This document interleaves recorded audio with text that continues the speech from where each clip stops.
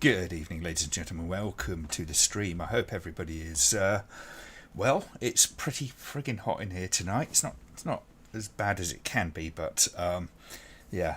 Either way, so yeah, it's going to be a bit for me today, but that is my problem, not yours. I hope everybody is feeling well.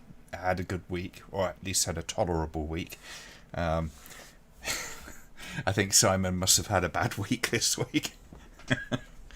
But hopefully we'll be able to distract him a little bit during this. We are going to be watching Hawk the Slayer, and that is at Kerry's suggestion. And it is something I've been kind of meaning to watch, is a couple of these kinds of films, these fantasy films from the early 80s, because it's been a very, very long time since I've actually watched those. It's been such a... I think this one in particular, Hawk the Slayer, I probably haven't seen since I was about 13 or 14 years old, which is quite a while ago. So I'm kind of looking forward to seeing it. I'm getting the feeling that it's probably going to be a little bit of a cross between feeling nostalgic and probably, oh my god, what was I thinking when I enjoyed it? It's one of the reasons I've always avoided watching something like the A-Team again, which is a series I loved as a child, but I just know if I watch it now, I will probably hate it quite badly. Garth Ennis wrote a sequel to Hawk the Slayer. Oh, really? Okay, I did not know that. Oh, you enjoyed The Flash, did you? It's not a film I'm particularly interested in seeing if I happen to watch it, but I'm glad you enjoyed it. I've heard mixed reports of it. Some people say it's not all that. Some people said it's the best thing since sliced bread or bread and butter pudding. So I don't know. But if you enjoyed it, that's what's important, isn't it, really, at the end of the day? Stephen Hamilton says, I am the reincarnation of Klaus Kinski. Talented actor, bit of a shit. So be careful what you wish for. Oh dear. Don't think you've seen Hawk the Slayer, says Turn the Blue Iris. It's been a very long time since I've seen it. I barely remember any of it. It is one of those really kind of almost trippy films, or fantasy films. It's almost like when Holy Grail was made, that Monty Python were parodying things like that. But I can't remember which one came first. I can't remember when Holy Grail came out. I think it was before. How old am I? 27. Oh, that's very sweet. I would say significantly older. Dear, oh dear. Minty says, good evening, Minty. They say The Flash flopped, but the kids are loving it. Yeah, there's a lot, obviously. The Flash, because of its star, has a lot of controversy surrounding it. That doesn't necessarily mean the film's bad, doesn't necessarily mean the film's good. But yeah, I don't know. I mean, I've always struggled with DC since the Zack Snyder days, so I've got very little interest in it. A couple of them I've enjoyed. I enjoyed the James Gunn Suicide Squad, and I enjoyed Shazam. Yeah, but most of the other ones, not so much. But there you go. You liked it for Michael Keaton? Well, that's great. Yeah, I forgot he's in that, isn't he? Yeah, why not? Because it'll be, if I remember right, the Flash has the ability to kind of manipulate time and all that kind of stuff. So, yeah, they can probably kind of go to alternate universes and all that kind of stuff. That's probably a pretty cool part of it. I would admit that would almost make it worth watching. I don't know. I might catch it on digital sometime when it comes to Prime or something like that. Possibly. Why not? Give it its day in court. Never let it be said that I'm a complete and utter anti-DC person. I just need a bit more convincing think is the thing at the moment. Hello, Kerry. Thank you for the suggestion tonight. I'm trying to get everybody braced for the cheese that is Hawk the Slayer. I can't remember what rating it was when it first came out. Because there was a whole bunch of these. It's like kind of Excalibur and all that sort of stuff. And they had varying degrees of, shall we say, fantasy nudity and all that kind of stuff and violence. I'm so sweaty, my moustaches. Get all sweaty. Must have a nice cold beer. I'm on Old Speckled Hen tonight because, I don't know, I'm just in the mood for Old Speckled Hen at the moment. It is a damn good go-to beer. It's pretty damn good, and it's nice and cold as well because I've made sure it's spent all day in the fridge.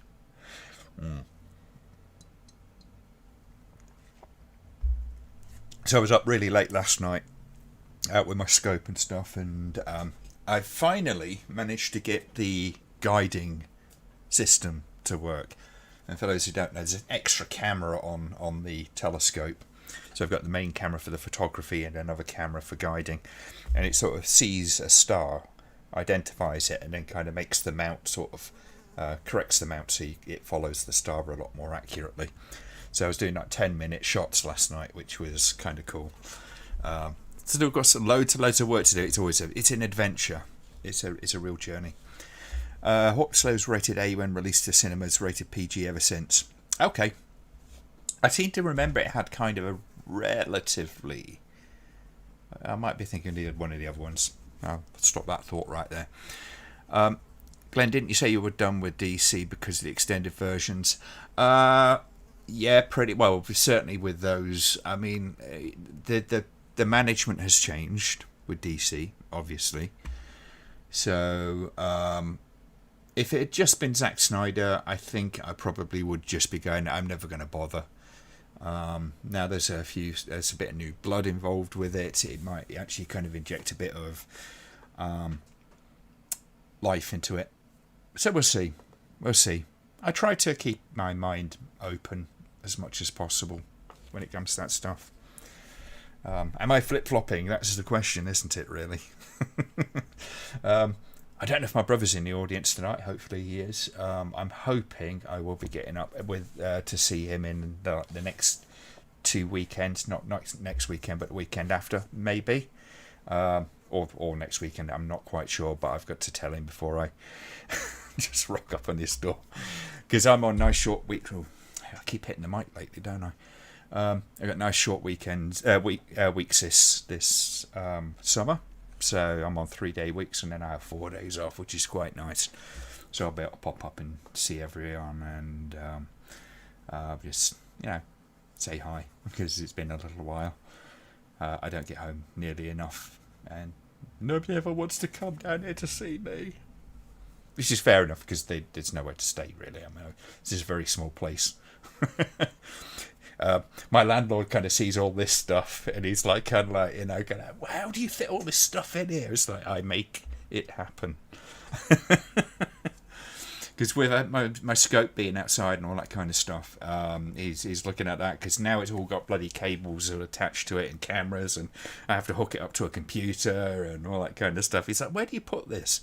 He says, isn't it taking up a load of room? He says, well, it's no more room once I folded the legs up a bit than if I was stood, on the spot. So it kind of works. You have the Dawn of the Dead original poster from Ireland that was censored, though when there's no more room in hell is painted over. Oh God. Oh dear. That's really funny. Actually, having stuff like that, some people go, well, I don't want it because it's got the censored stuff on it. But there are artifacts of film censorship which are quite fun. To sort of have as a kind of reminder, an illustrative item of what censorship is and does. And the Evil Speak videos, the 2 versions that I've got on VHS that I've shown, and there's the one with edited to conform with the video recordings at 1984, sort of printed apologetically on the front, so hopefully the police wouldn't just steal it off the shelf. I'm convinced that Glenn lives in a 1-room house. It's not far off. My kitchen's over there. My bedroom's over there. My toilet's over there. It's. I'd like to say. I like to think that it's. It's not small. It's Glen-sized. It would be nice to have a bigger place, but where I live, it's very expensive. So I'm very, very lucky to have what I have. I've got a decent kitchen, decent sized living room, my own shower and bathroom type affair, all that kind of stuff. So it's all good. Hello, just popped in. Well, hello to you. Thanks for reminding us that Glenn was on tonight. Oh, I am shit at the social media thing. I do admit it. Thankfully, Kerry is kind of around and keeps an eye on stuff and basically supports what I do, and it is something I'm very grateful for. And we will do another stream together at some point. Maybe the next one, hopefully, or something. If we can organise it, we'll figure something out. Logistically, it's quite difficult because then if I watch a movie or something like that, then I have to watch it on a separate device because I can't get the sound without it coming through the. So it's an absolute frigging pain. There is a digital audio splitter box type thing that you can get, a bit of software. But I've never managed to get it to work, which basically takes audio from certain applications and specifically directs them in where you want them. But I've never got it to work. Many of us live in ghettos these days. A one-room mansion by current standards, yes. It is a lovely little space. I do consider myself incredibly lucky. I have a good landlord who I repay in kind in some respects by being his IT consultant. And I don't mind. He has a problem with the computer. I can sort it out, generally speaking. And he's looked after me. So it's all good. If I've ever had a problem in here, like fridge or the freezers, I've had a fridge and a freezer sort of break down on a couple of occasions, and it was just a new one within a week, as fast as he could get it. So, yeah. It's an obligation on part of the British public to have seen Hawk the Slayer. Yes, I have seen it, but, yeah. I don't know how well known it is. It is one of those films that is, by now, it's kind of a bit obscure. It was moderately famous in its time. I think it did reasonably well in its time. Well enough that I found it on the video store shelf and watched it.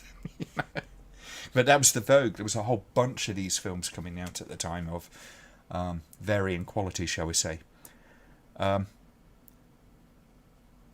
I seen Infinity Pool, directed by David Cronenberg's son? No, but I have seen the other two by, is it Brandon Cronenberg? Which I've got up there on Blu-ray. And I actually thought they were pretty decent. I've tried sitting through Crimes of the Future, and I haven't been able to get my brain engaged with it. Not quite sure if it's because it's the movie or it's because of me. But I might try and sit down and give it another try this weekend. I got it on Amazon on Prime, so I've only got a digital copy. At some point, regardless, I will get a physical copy of it at some point. But I'm not quite sure it's working for me, but I'm going to give it a bit more effort. I think David Cronenberg is worth giving the benefit of the doubt to, don't you? Many of you, yeah.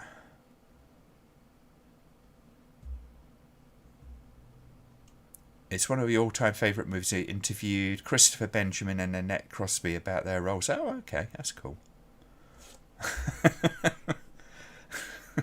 Yes, there is a vibe, isn't there, about films like this. Particularly these fantasy ones. Like I said, there was a whole bunch of them, and they all had kind of similar sort of vibe. So it was kind of funny. Didn't see Possessor, yeah. I've just watched it once, but I'm going to watch it again at some point. Say there's some interesting kind of modern horror films, recent horror films over the last few years. There is all that stuff going on as well. I mean, people kind of go, yeah, rock and roll's dead and horror's dead and all this kind of stuff. It's like, no, it always sort of slips under the radar for a little while, then it sort of pops back up again and you get some good quality stuff. You haven't seen, still haven't seen Crime to the Future. You can pick it up digital, reasonable price. I think the Blu-ray's a little bit harder to get hold of, but not impossible. Hawk Slayer bombed everywhere aside from the UK. Early 80s were a feast for high fantasy swords and sorcery, but despite its unique premise, it was outdone by John Boorman's Excalibur. Yeah, but I mean, Boorman obviously he was always going to be a little bit more high profile, even as odd as he could be. I mean, I like John Boorman. I like his very distinctive kind of style. So I'll get everybody to start prepping themselves, because the link is in description below. Go check that out. Get yourself set up and we'll get started in a little while.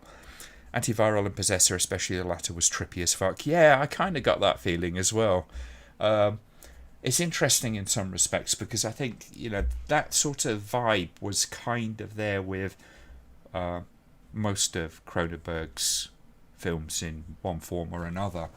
And that sort of translated to his son's kind of thing, though there is a definite woozy kind of almost sort of half remembered drunk nightmare kind of thing going on with him. Antiviral wasn't awful, just a little soulless. That is one of the things that David Cronenberg's films could have a feel for that. There's aspects of it. I mean, if you've ever seen the original Crimes of the Future, the university project that he did, and it's very clinical, and a lot of Cronenberg's films do kind of feel like that. I feel like Brandon is just copying his dad instead of developing his own voice. I'd say there's a bit of both. I think if I'm going to be absolutely fair, I would say there's a bit of both. Yes, he has. He's definitely got his dad's vibe in there. I think that is very fair to say, but it's kind of I think there's enough of him there to sort of go, yeah, he's actually an interesting filmmaker. I think he's got a lot of potential. Glenn, is the original Crimes of the Future worth seeing? I'd say you'd have to be a big Cronenberg fan to want to sit through it. It's not an easy film to sit through. It's very slow, very ponderous. You could argue that it's a bit navel-gazing, and it does have an ending which many people will find genuinely offensive when they realise what is actually happening. Yeah, it's a deeply, deeply uncomfortable ending to that film, and not in a pleasant way. But if you're a fan of Cronenberg and you're willing to sit through, what is it? It's quite long. I think it's like an hour longish. It feels longer, so it's not an easy film to sit through. Not going to lie, as much as a huge David Cronenberg fan, I was disappointed with Crimes of the Future 2022. After second watch, I loved it. Yeah, I kind of get the feeling that was probably the sort of movie it is, but thanks for the confirmation on that, Kerry, because that will motivate me to sit down and give it a proper try. I mean, Cronenberg's films have always sort of stood up better after a second or third viewing. There's no two ways about it. It's 110 or so. Yeah, I thought it was about that. Yeah, I knew it wasn't full feature length, but I knew it wasn't exactly a short movie either. And it feels a lot longer than that.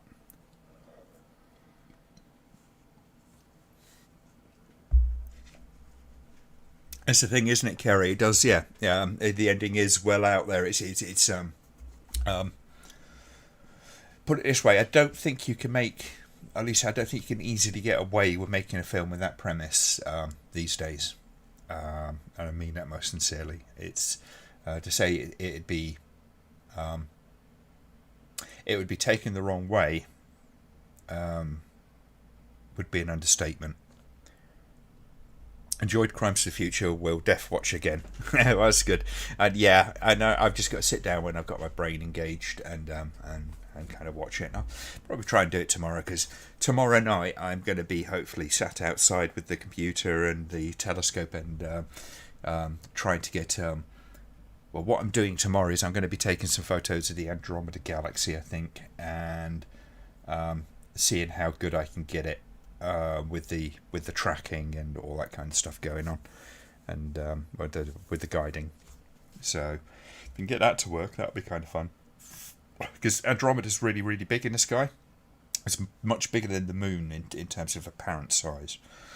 But it's obviously a lot dimmer. So taking photographs of it, you need reasonably long exposures. But it is relatively bright, so it doesn't have to be super long. But it would be nice to get a proper stable camera and all that kind of stuff. Figure it out. I'm obsessed with the astrophotography these days. I always worry if I'm going to be a bore about it, and I probably am.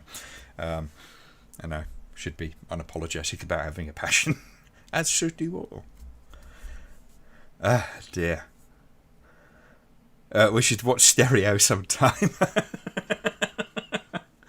Yeah, I don't know if it's online. I have no problem with if we can find those online, and I think they might well be. At some point we could sit through and watch those together, and it might be a nice way to sort of handhold people through some otherwise quite challenging viewing, shall we say. Not that you need that, but it can make it a much more pleasant experience for it to be a bit more of a communal experience, maybe. But we will see. Surprised by Kristen Stewart's performance. Yes, I'm actually kind of really sort of happy to see her in films that take her away from her past. It's same with Robert Pattinson. I think seeing those two actors whose careers really, were to a degree derailed by being in the Twilight series, which it shouldn't do. But seeing them kind of get another chance and stuff like that. I mean, you can argue whether or not Kristen Stewart's a good actress or not, but I don't wish her ill in her career at all. Pleased to hear you're an avid astronomer. Well, I'm trying to be. Yeah, it's kind of fun. It's a fascinating journey, to say the least. It's one of those things, finding a hobby that's a passion. I love my photography in general, and then finding this more specialist niche is kind of cool. And it's one of the good things that's come out of COVID for me. Was I went down this line of doing this kind of stuff. So it was kind of fun. Dear, oh dear. Pattinson and Stewart, her never thought of Cronenberg as a Twilight fan.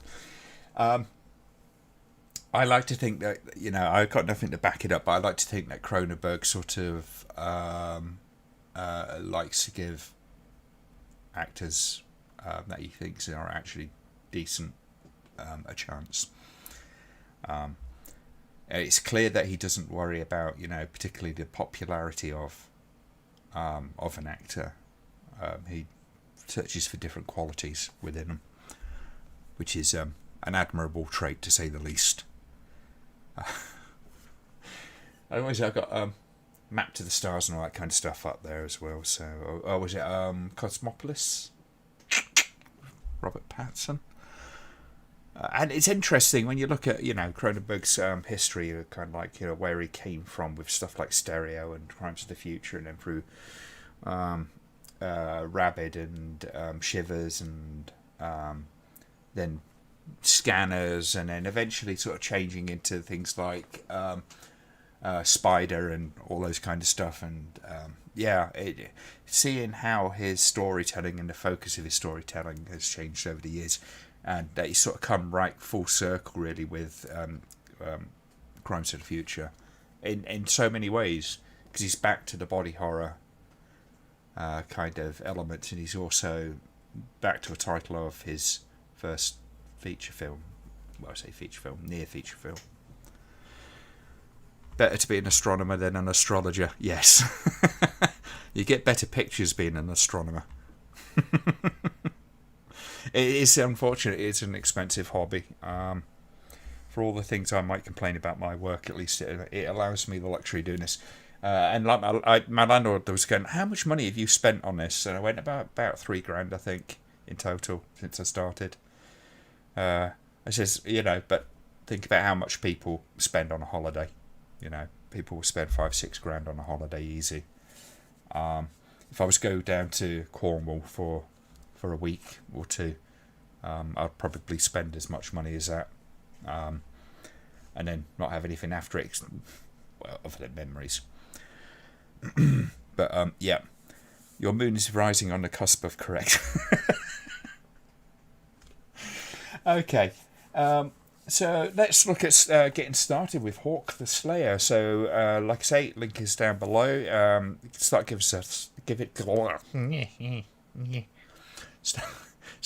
us thumbs up when you're ready. Dear, oh dear! I told you it's hot in here.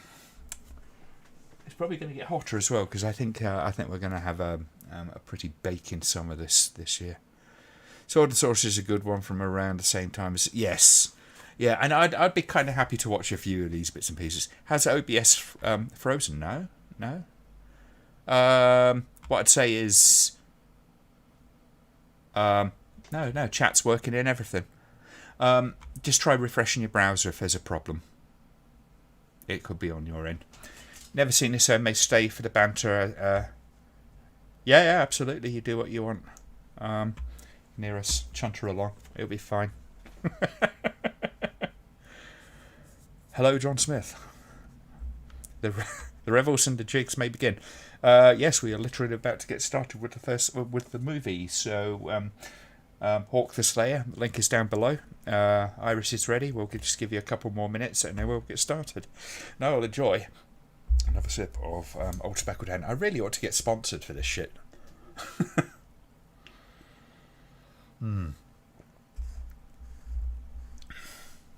It's nice beer. It's one of the first ales I really sort of fell in love with. It's really good beer. No, don't drink it warm. Some people go, you shouldn't chill ales and all this kind of stuff. There's plenty of ales that actually do, benefit from being chilled. Just calms them down a bit. And Old Speckled Hen, if it's warm, is a bit much. And the whole kind of thing with oh my god, yes, it's British people always drink their ale warm. It's not. It's cellar cool. That's how your ale should be served, generally speaking, for what you call real ales. It's not room temperature. It's usually a good few degrees beneath everything else. Fantastic. Hawk Slayer, Kroll and Dragon Slayer all came around the same time, as I recall, and all similarly themed. Yeah, it's like volcano movies in they all came out, or End of the World ones. It's like the 2012 and the day after, or whatever it was. If this was 70s, who were publicising J&B, I'm sure he'd be well for it. I still haven't fulfilled my ambition of trying a shot of J&B because I've seen it in so many fucking movies. Glad you're here for some of the greatest movie ever. Yeah. Okay, folks, we are going to get started. So we'll go on the count of 5 and go on to go. So 5, 4, 3, 2, 1, go. This is a story of heroic deeds. I was going to do the voiceover, then he started. Oh. Totally fresh story there then. Not at all ripped off.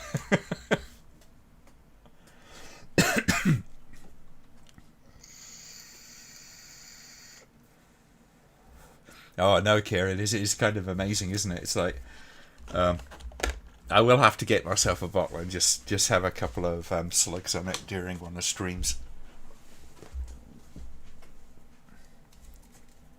I assume you can still get it.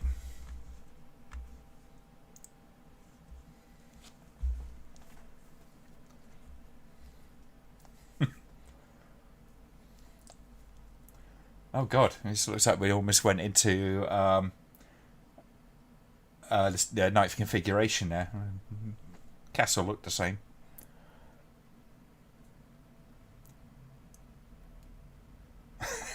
Heroic talk, yes. I think I could do it better though. Saw Dragon Slayer on cinema the first time. It was quite a dark movie when Disney did make some movies that were quite dark. Yes, they had a lot of times when a lot of movies where they were pretty dark back in the day. But that was kind of like how fairy tales were told. I mean, they used to go the same sort of places, not full on Brothers Grimm, but they didn't shy away from all of it. Now they're a bunch of pussies.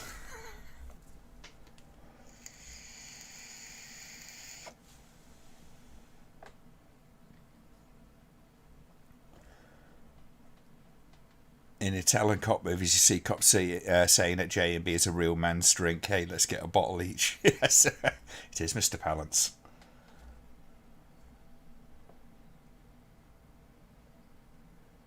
He's instantly recognisable even when his face is kind of half covered, isn't he?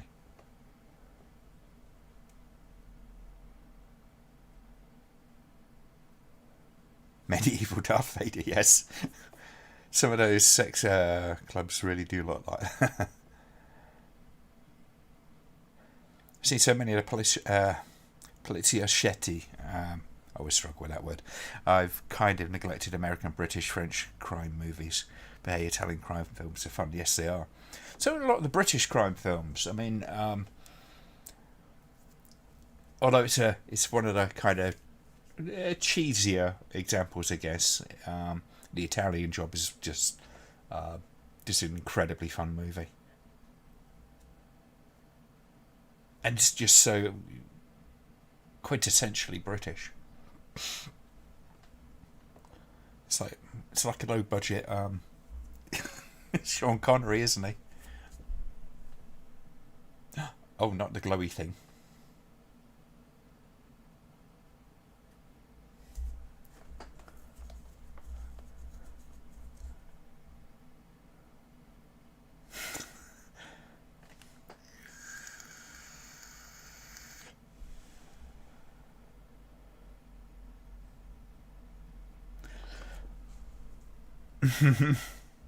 It sounds like you know a lot more about that particular genre than I do, Kieran. I've done a few of them, and of course there was on the Beast with a Gun Blu-ray as part of the featurette, which was quite fun to do. Nope.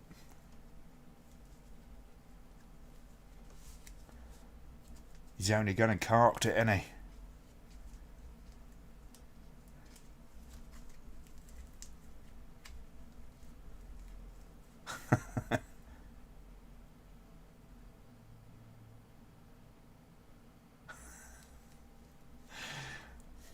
I'll just annoy you if I try to pronounce it even from that there. Just yeah, yeah. I'd have to sit down and rehearse it.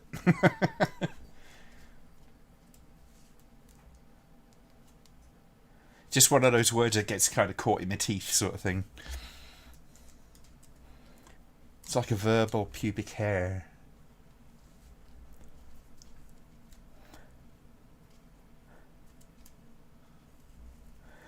Legit, my life's ambition is to have someone play the Hawk the Player flute tune when I enter the room. Yes.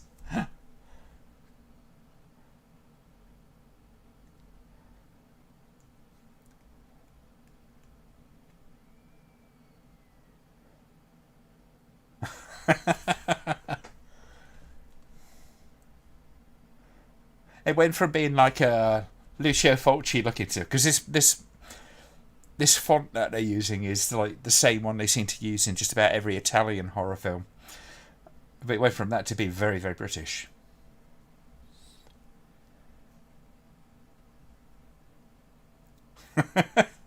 You know what? I totally forgot this music. It kind of rocks. Think you need to invest in a second monitor? Yes. I've got three. I got 1, 2, 3.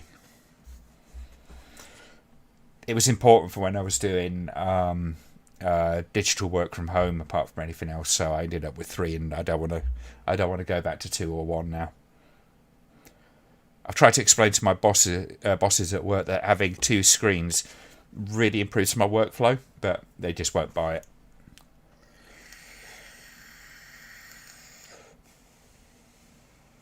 Sound like a good book, that. Is that available in English, that one, Kieran? Because that might be worth getting hold of. Catriona McCall.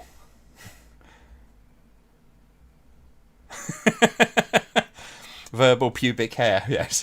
What have I been nibbling on? Just tough words.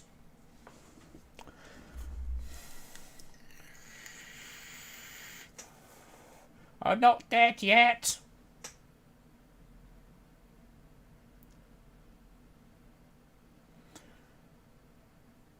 It's like, oh my god, I've been injured so bad. I've been walking for days and I've ended up in an animation.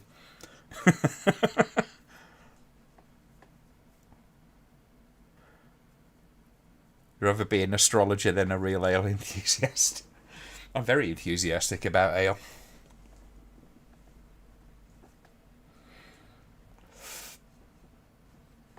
You got 7 monitors, have you? Okay.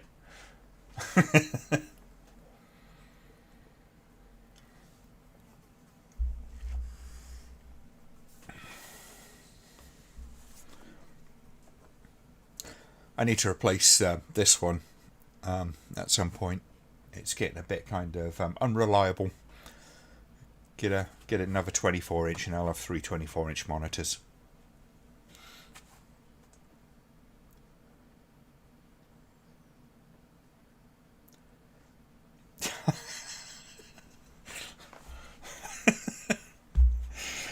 Because praying to God is a good antiseptic. That's how it works. All of your monitors are belong to me.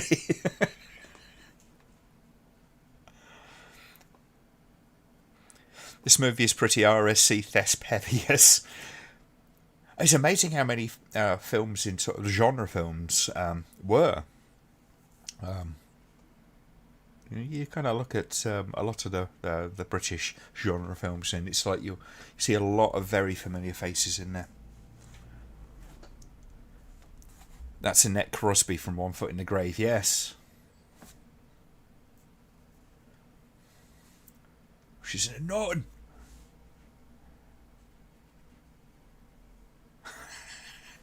See, now you've done the I don't believe it line. I just thought the Father Ted episode where they had him.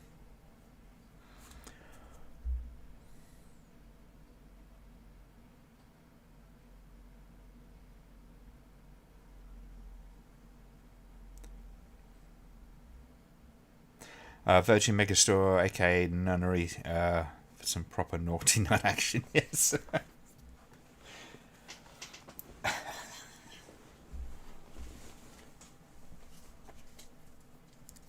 Voltan. Voltan does kind of sound like some sort of pain relieving ointment, doesn't it? It's like, oh, my joints are stiff, I better put some Voltan on it.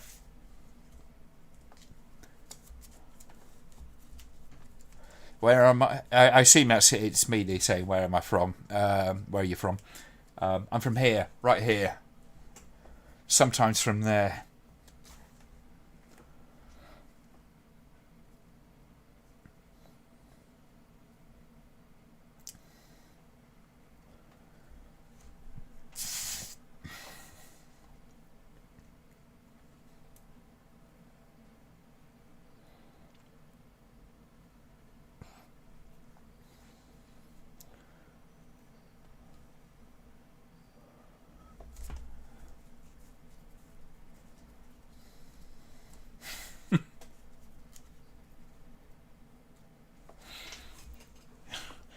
He always has a look of pain on his face to some degree, doesn't he? It's not a massive leap for Jack Palance to emote pain.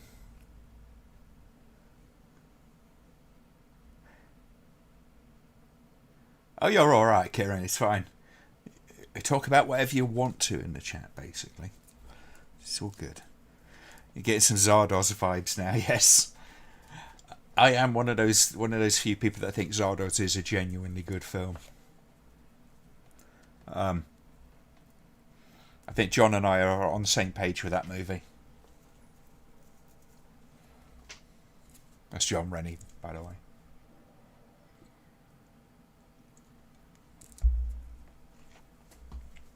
I've been meaning to try to do a stream with John at some point again if he fancies doing it. Because I think we could absolutely probably end up doing about a 6-hour bloody stream just talking about various bits and pieces. Just got to think about the kind of format for it.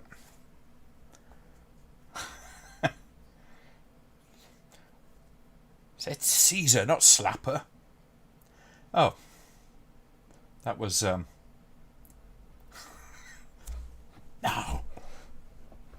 I've got to scowl.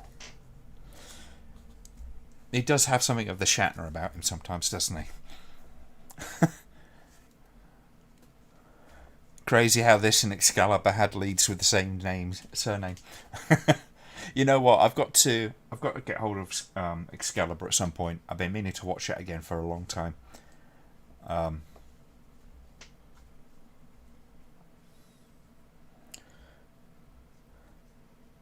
The Bad Movie Bible actually mentioned a lot of these sorcery films in this Star Wars video, since they share the many themes: Magic Force, Hero's Journey, etc. Yeah. There's nothing really original about Star Wars' story. It's a very formulaic thing, and a lot of these were. There's a bit of King Arthur, that kind of stuff going on. It's a lot of it is based around that kind of stuff.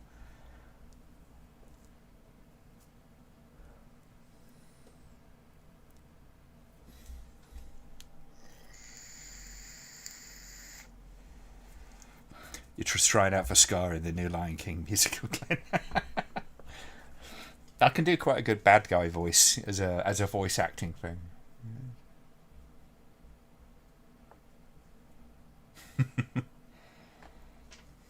It's one thing I would love to do a little bit more of, actually. A lot more. It would be a bit of voice acting. That'd be kind of fun. I'm just going to turn my mic down a bit. I seem to be peaking just a smidge. 1, 2. Yeah, there we go. Excalibur is cool. I remember it being quite something, and I haven't seen it again for donkey's years. I think it was mid-80s last time I watched it. Excalibur was a damn good film. Met the guy who did the armour for it, a chap called Terry English. Yeah. One of my colleagues at work was the costume person for one of the costume people for The Fifth Element. I was very impressed when I found that out.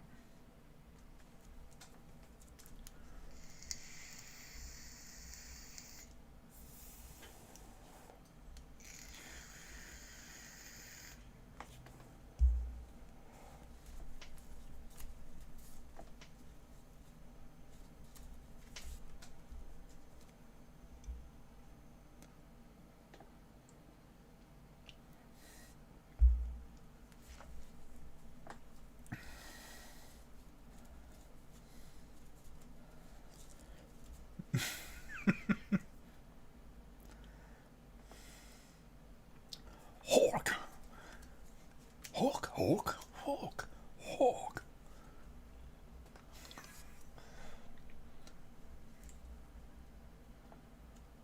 I think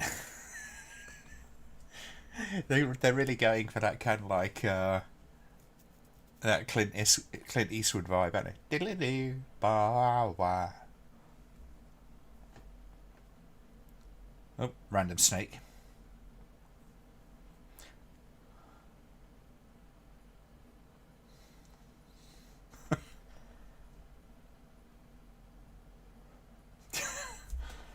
And I get it just before it falls off that branch.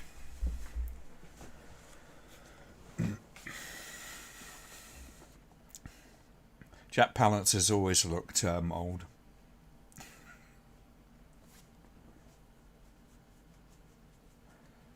It is funny actually, because I mean that is actually sort of true. He's always looked a lot older than he actually was.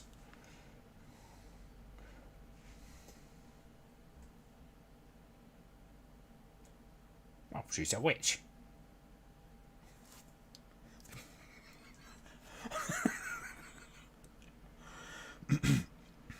Sounds like War of the Worlds musical. Yes, it does a little bit, doesn't it?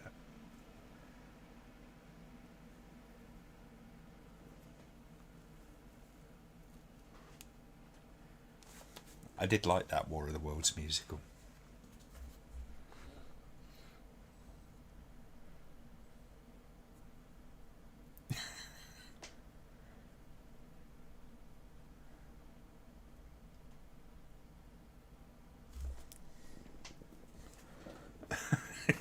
But I got better.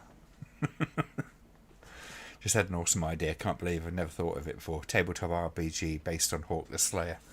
Do it. Absolutely do it. You gotta have a card that has some sort of like a theme tune kind of power.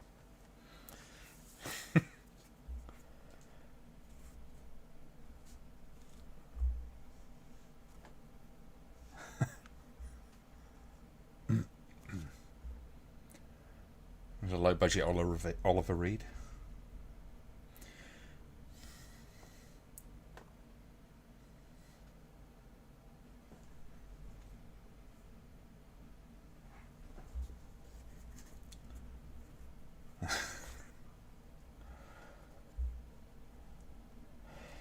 So you got the glowing stone of Clan Rickard. Means you're badass.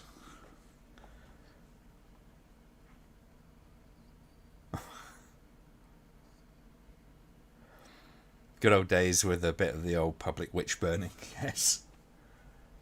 And the woods are always full of smoke as well.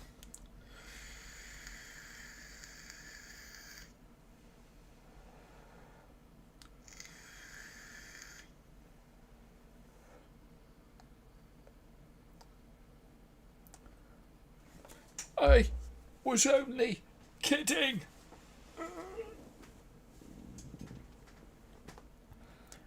Warren Clark was dim, right? Yeah, I think so. Yeah. Oh god, I said another. Yeah. I need to get that on Blu-ray at some point. In fact, I want to get a couple of the Kubrick films on Blu-ray.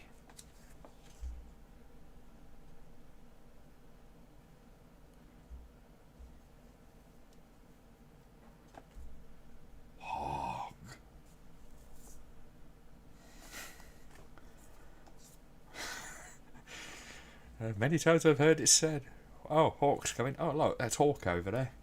Oh, you heard about Hawk? What he did down the pub the other day.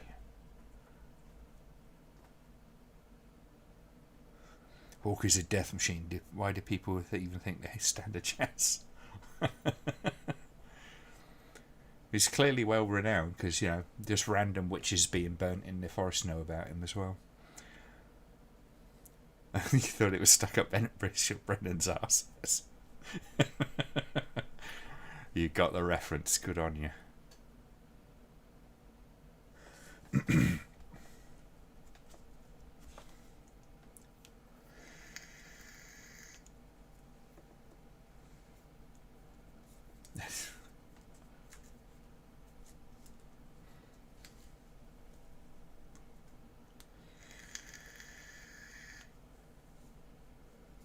Oh, magical noises.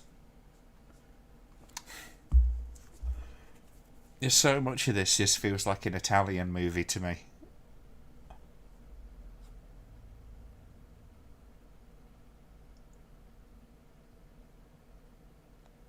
I just wish the British film industry had quite as rich a horror scene in some respects as the Italians did of this kind of film. Not just, obviously there's the Hammer scene and all that kind of stuff, but I'd like to see a lot more films of this kind of look and feel.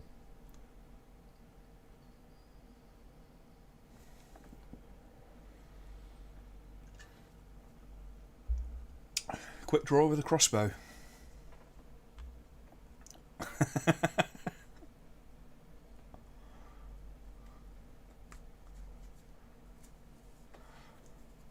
Yeah, God, I love Father Ted. It's such a cool series.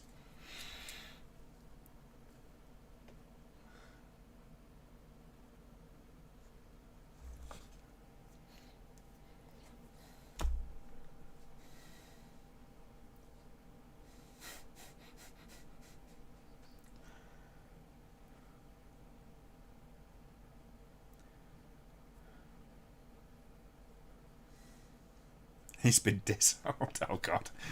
British horror is usually reduced to hammer or miscellaneous folk horror. Yeah, it's not to say that it wasn't. Obviously, there was a British horror scene. It's just it was somewhat muted, obviously, because of things like the BBFC.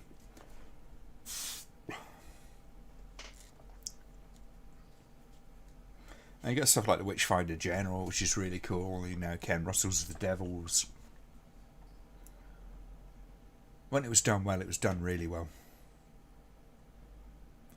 But all the really, really classic, the cool stuff, generally speaking, just got eviscerated by the BBFC. So there was almost no point in doing it.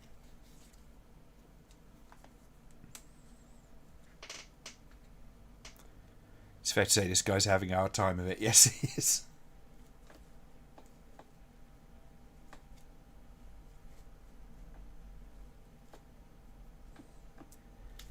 Well, okay, Tarquin, let's take this little whippersnapper out, shall we?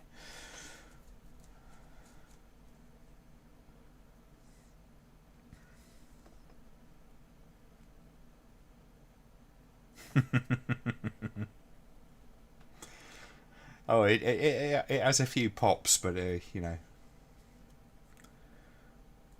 it is amazing that it actually sort of managed to come out. But I think the Irish people tend to have a much better sense of humour about the Catholic Church than the media or authorities. So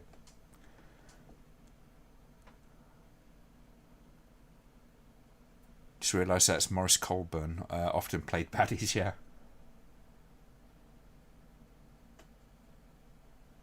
Oh, that's convenient.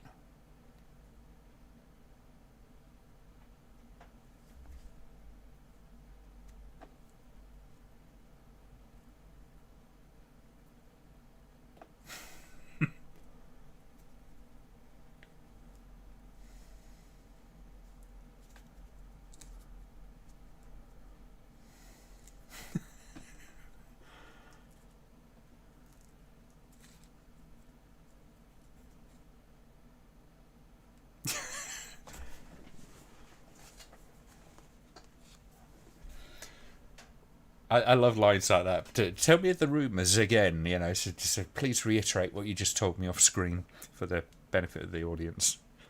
Go on. They're waiting.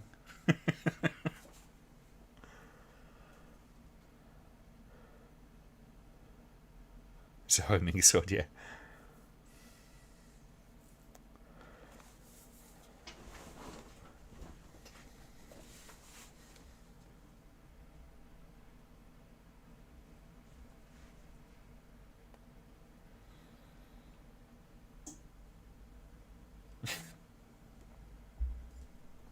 I'm going to use that line at work.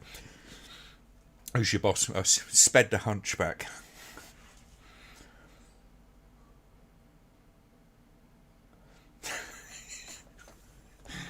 He's really, really chewing the scenery. Used to be a nice forested area, now it's just matchsticks as far as the eye can see.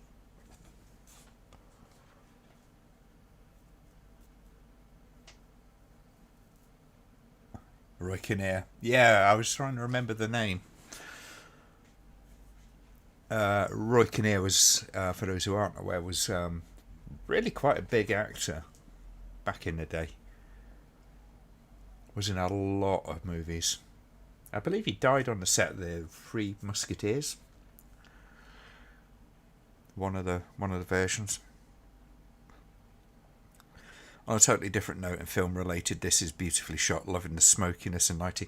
It is one of the things about these, particularly the films of this genre, the sword and sorcery type films, is they were massive on using smoke machines. And I guarantee you, it's this stuff called cracked oil, or basically they ran through a machine called a cracker. It's all oil based and it's really quite nasty, but it's very persistent. That's my real life work sort of nerd showing.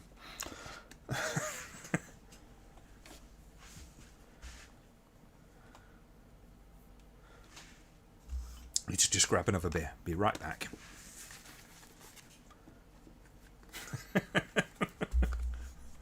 Oh wow.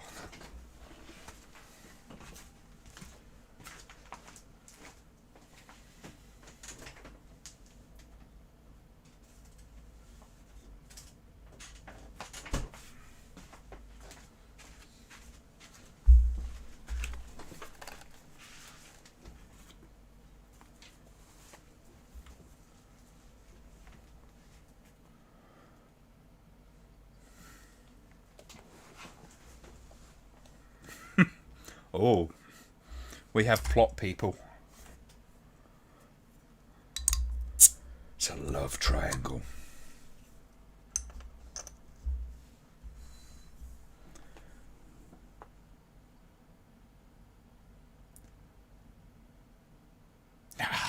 No. This is audition for playing Gollum.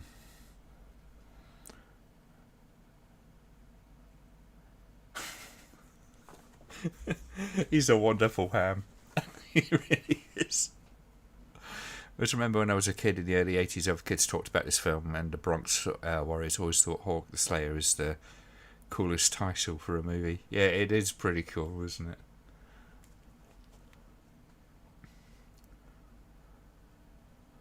And, as much as it is still very much of its time, I think so far it's stood up pretty well.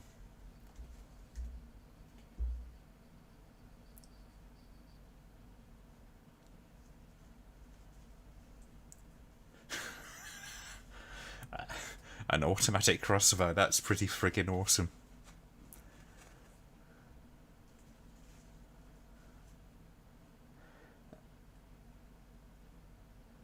Katrina McCall. Oh, right, okay, cool. Well, she's going to sum up some zombies.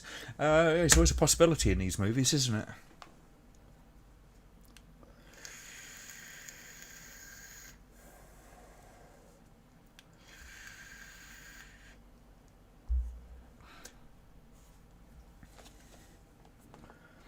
I've always had a soft spot for Katrina McCall, particularly how she dealt with the whole kind of Lucio Fulci being Lucio Fulci.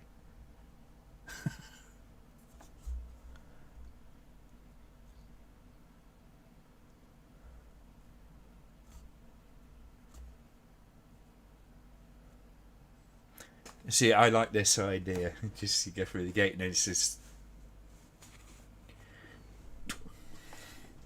I mean, true, the effect could have been done a little bit better even back then, but I like the idea of the whole thing. Sort of a hidden nightmare world.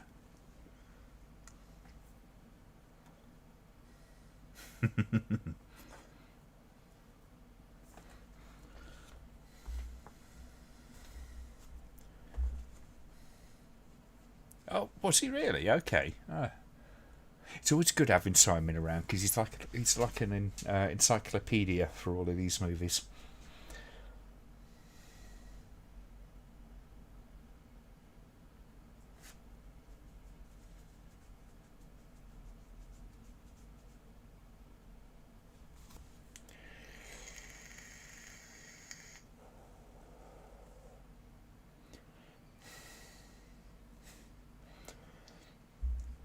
Run! They're screaming at us. Run!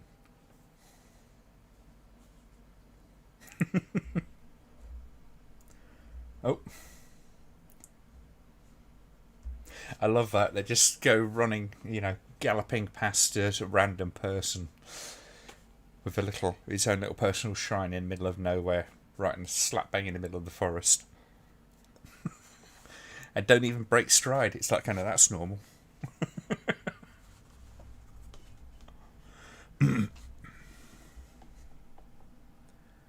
There's a really bad puppet. Oh God, I forgot about the glow in the dark hula hoops.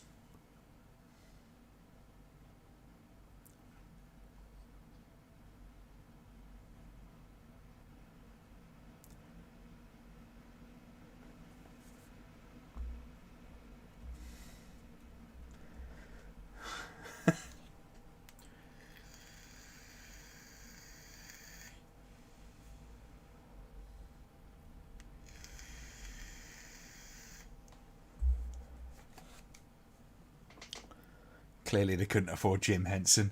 And you know what? I mean, some people it bothers. Some people it genuinely bothers when you get effects like that, which are not very good. But I have to say, I kind of enjoy. I kind of enjoy them nonetheless. Enjoy them for what they are. Because then you just know it's taken a lot more work than just throwing some CG in there. Isn't that the thing that imprisoned General Zod?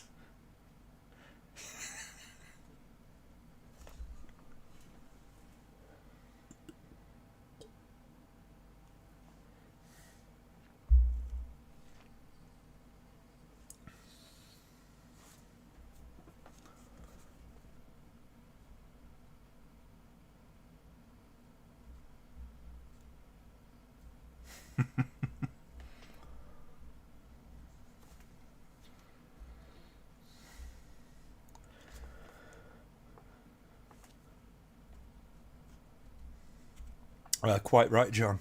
I couldn't remember his name though. But so thank you for that. But yes,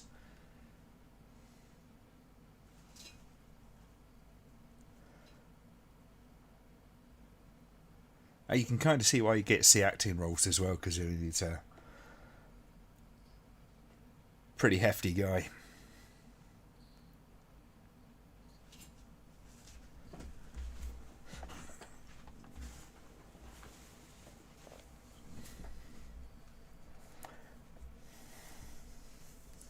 There was a photo, talking to the Phantom Zone, there was a photo of Donald Trump in the back of a car going to his hearing. And it looked absolutely like them, like he was stuck in the Phantom Zone, because he's like kind of like that, with this black frame around him. It was quite amusing.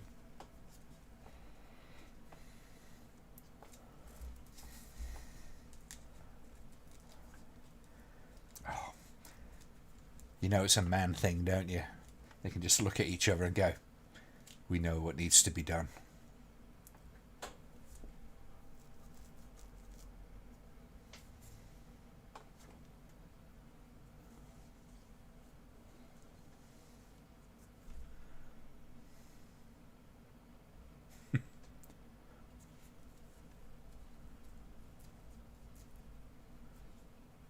Surely they would be too hot to handle.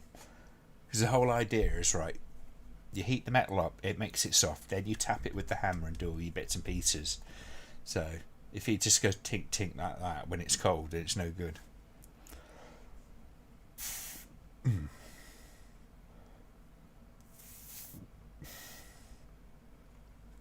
Thinking of those spinning circles that held Zod and his cohorts when they were being tried. Ah.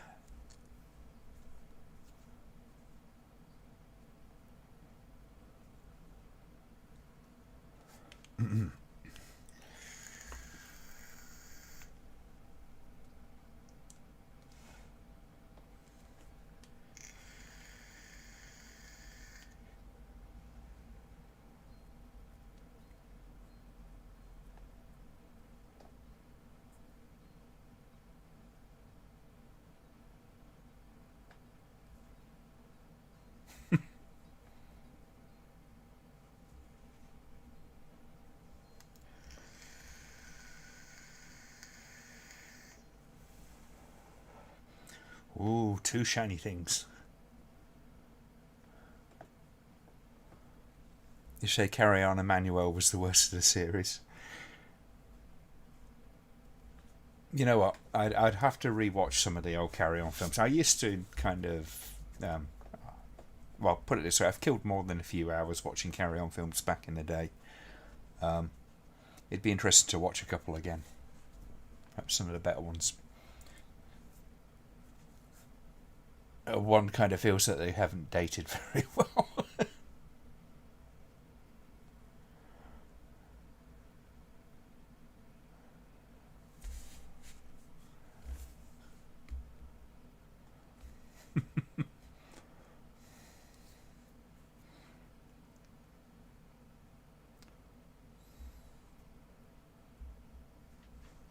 Don't mind the ears.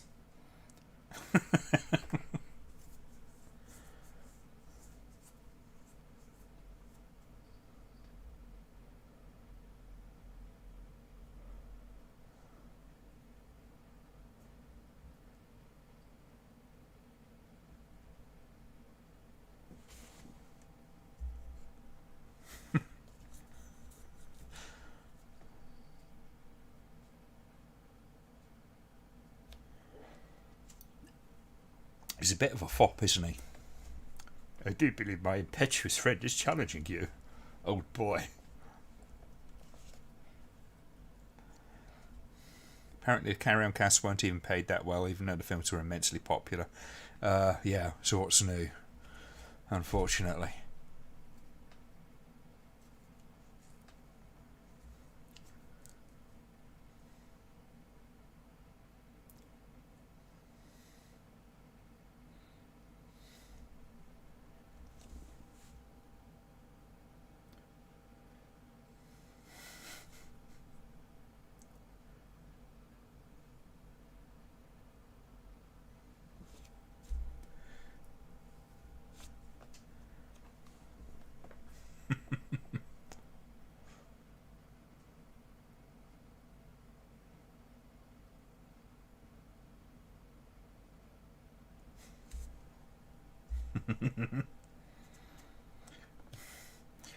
The odds are.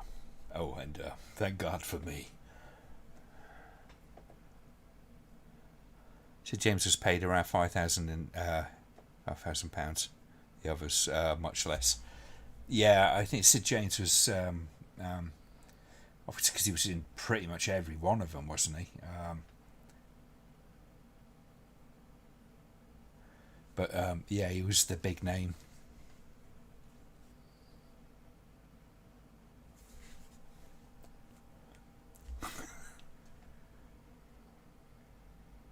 Be interesting to see. I don't know if there's any decent sort of reference books or documentaries on the Carry On films. Because, yeah, obviously a massively iconic part of British cinema. And for what they are, they're just a huge cultural phenomenon, really. Elf Bloke looks a bit like Nick Kershaw.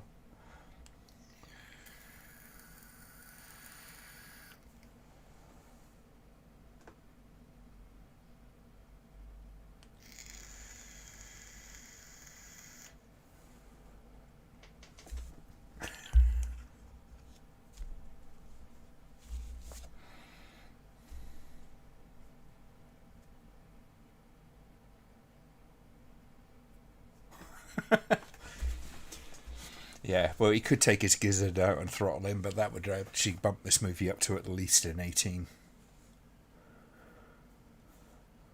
A lot of posh villains wandering around. Yes. There's a good book called The Carry On Companion. Okay.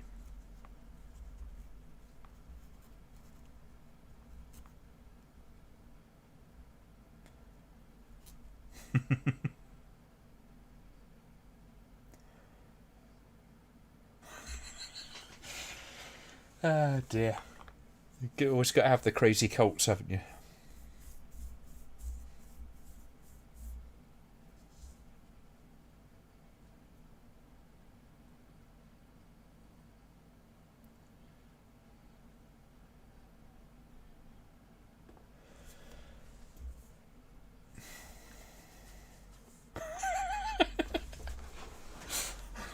Oh, it's a great comedic moment, this. Be still, ugly one.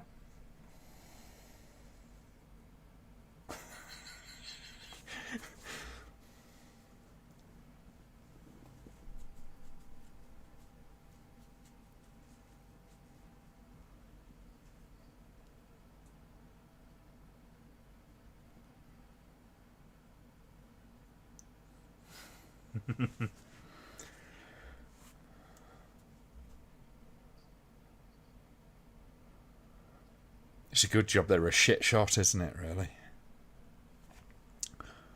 I'd actually like to do a bit more archery. A couple of years ago, I did some longbow archery. It was quite good fun.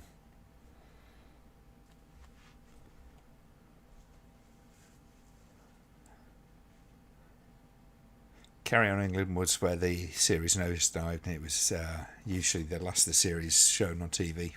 Final film, Carry On Emmanuel, is rarely shown, if at all. Yeah.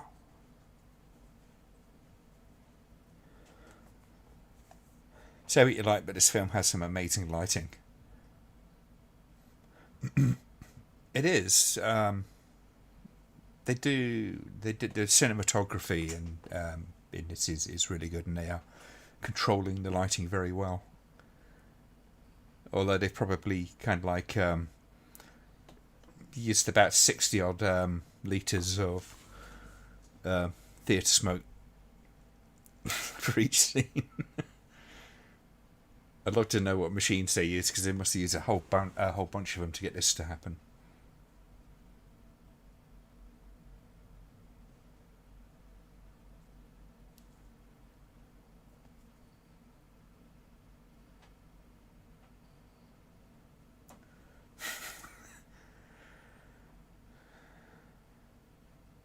Carry on dragging the franchise into the dirt, yes.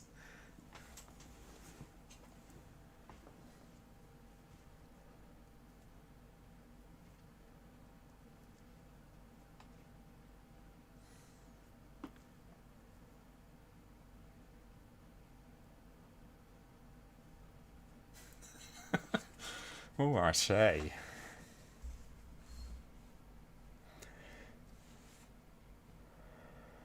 Palance was never an actor who believed that less is more. No, no, he didn't really, did he? Um, but a gem nonetheless.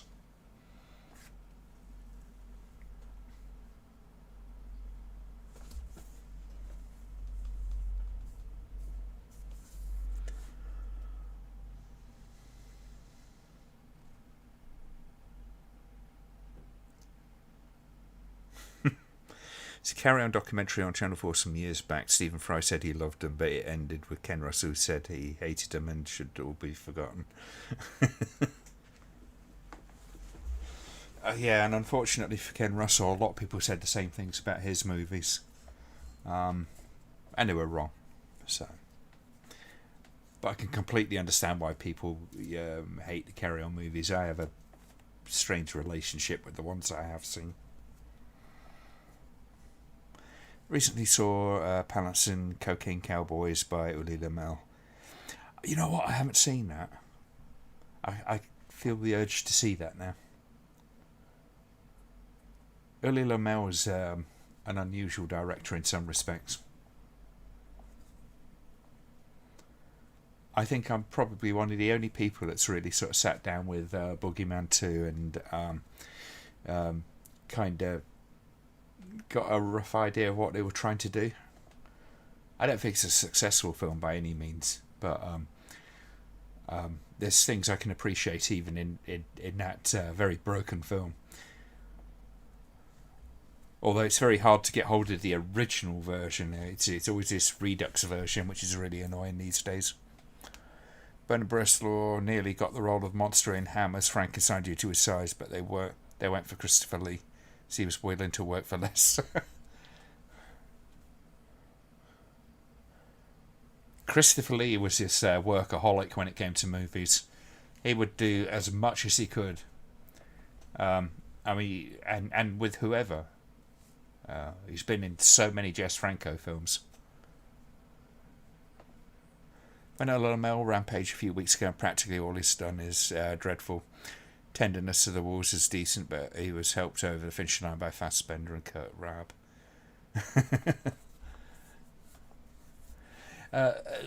Early Lamel for me is, I would say he was awful by any means, but he didn't always realise his ideas in a way that would work with other people.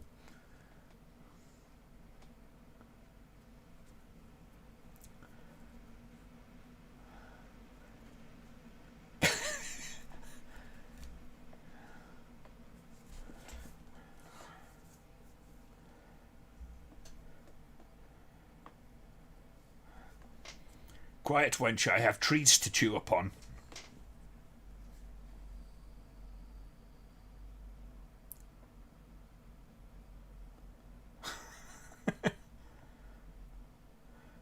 See, you had the chance to finish him off.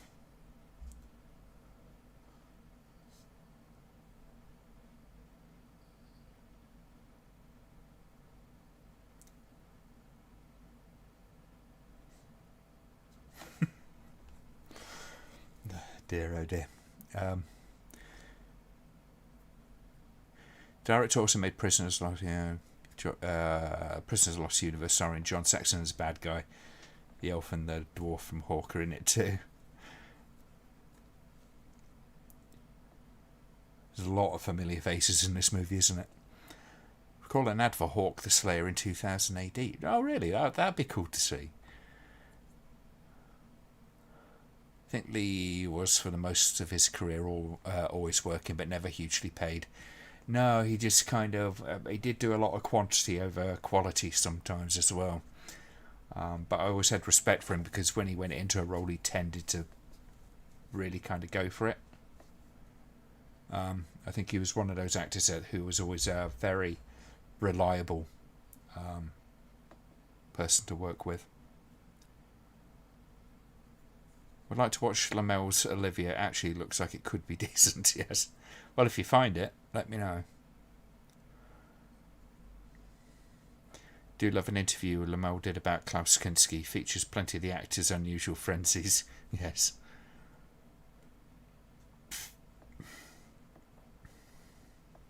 People just seem to be able to walk off crossbow wounds back then, yes.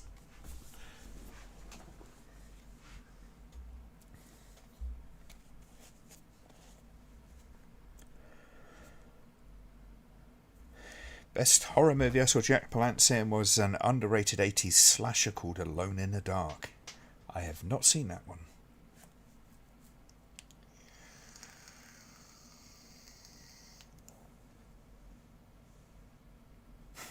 I quite like the relationship between these two characters. I mean, it's a bit stock in some respects, but they do it well.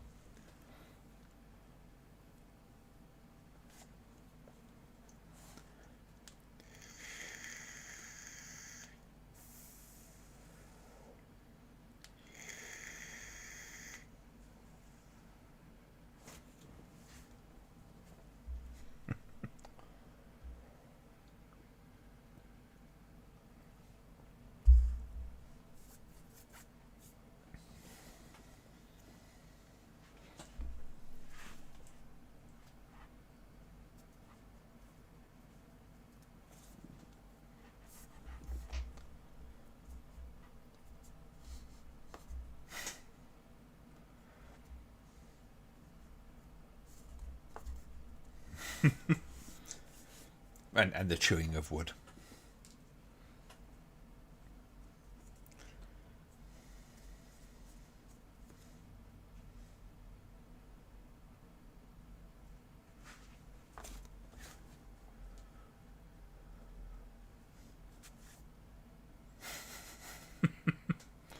There's no harm in a little bit of blasphemy once in a while. It's good for the soul, helps aids the digestion.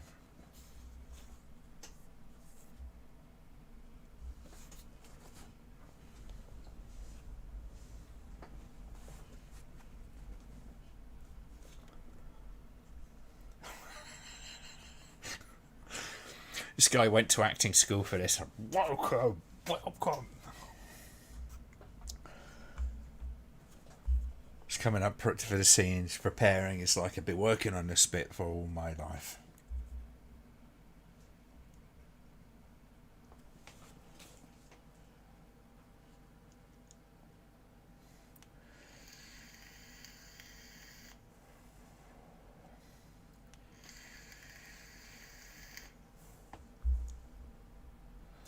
The naked slaves, they look very, very clean. This guy looks a little bit like Putin.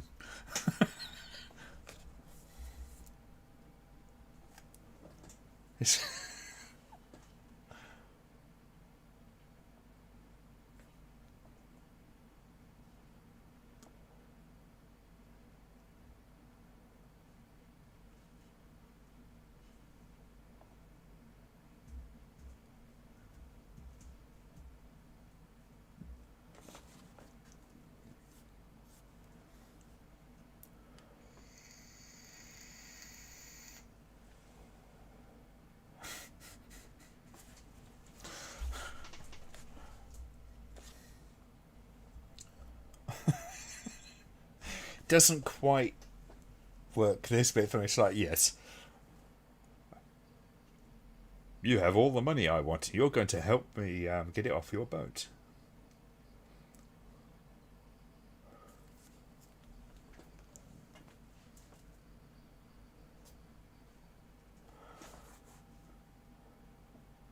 Jabba the Hutt with the eye patch. Yes, you're right, aren't you?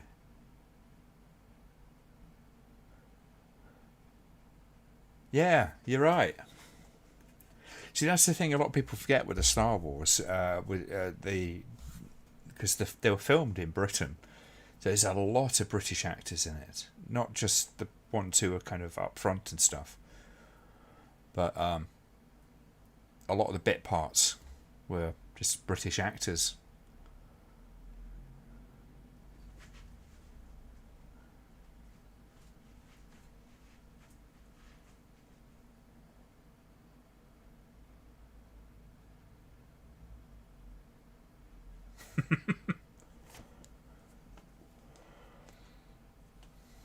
Come on, mate, you don't want to mess with the Hut.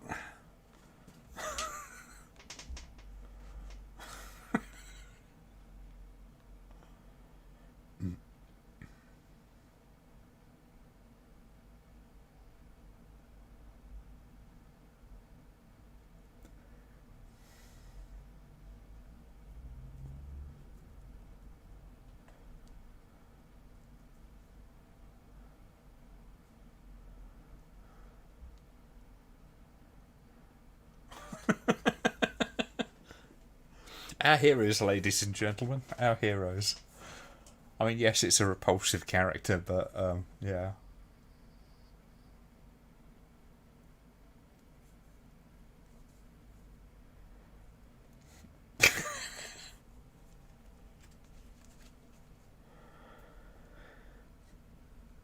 John Terry played Felix Leiter in Living Daylights. Must have blinked because I missed that. Oh, okay.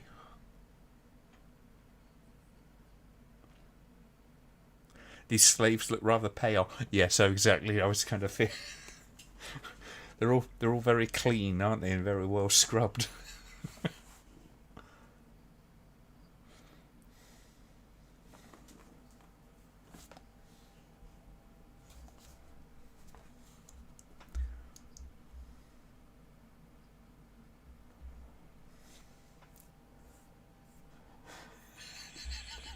For God's sake, man, deliver a kind of like, just dial it back a bit, like 10 points.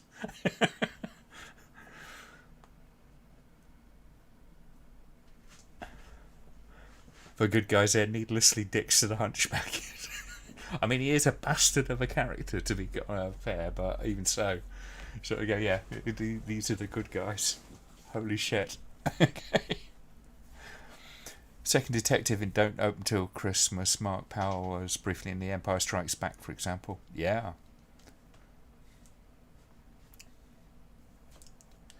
Oh. God, that's a weird shot. It's because of the distance and stuff like that. You got that kind of forced perspective sort of thing. She looks teeny tiny.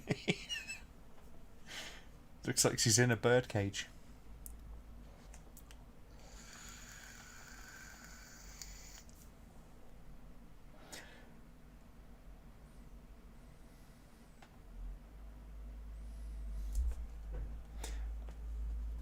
Oh, was it really? It was Ronnie Corbett?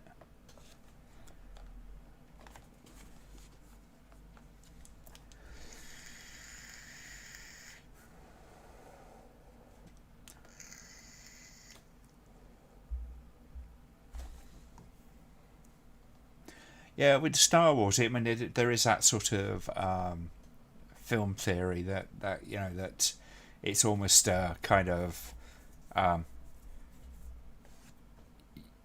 America versus Britain kind of analogy. And it's more to do with the fact it's just that there's a lot of British actors in it because it was filmed in Britain. People forget, the original Star Wars was not that big a budget. It wasn't teeny tiny, but it was for a sci-fi. It was very low budget.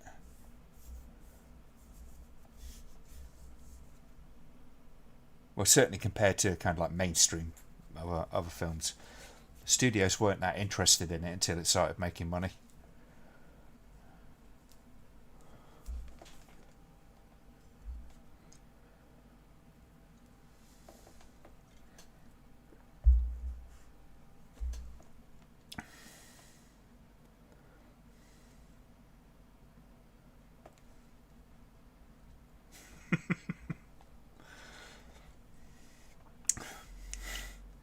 Is it four candles? Four candles? God, the two Ronnies were good. They were absolutely classic British humour.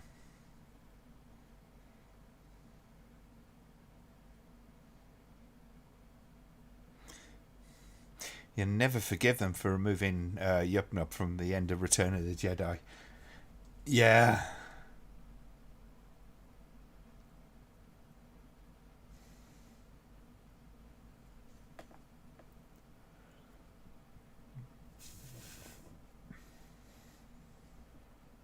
Drogo. Does sound like a playground insult, doesn't it? Wait, Drogo. Yeah, removing Yup Nub. I hated the changes that George Lucas made over the years. Especially when they did like the kind of special editions and completely messed around with it.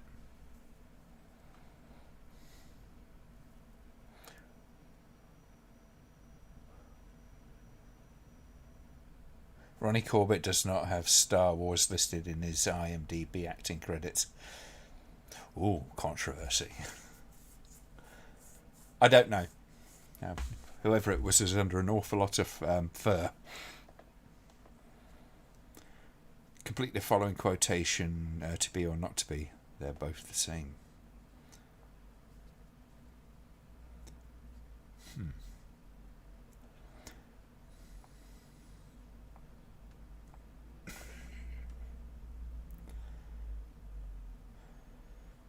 Drogo's clearly not read the top 100 rules for being evil.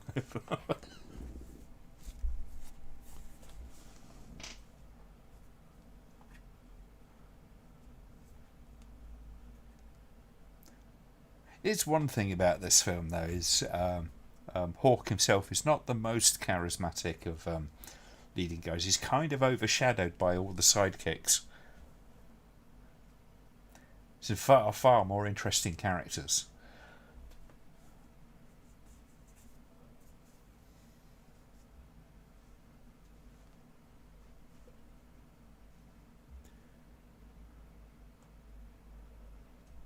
Fun fact, in British prisons, there used to be a Welcome to Prison video narrated by Ronnie Barker as Fletcher.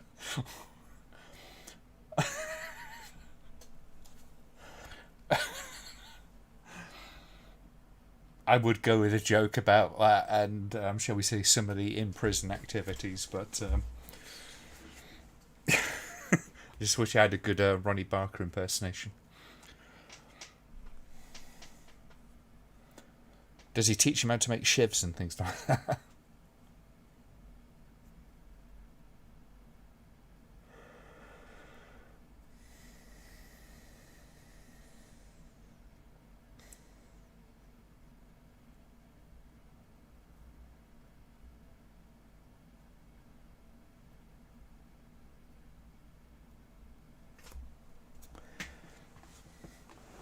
Hawke has to keep moving or you'd lose him in the woods.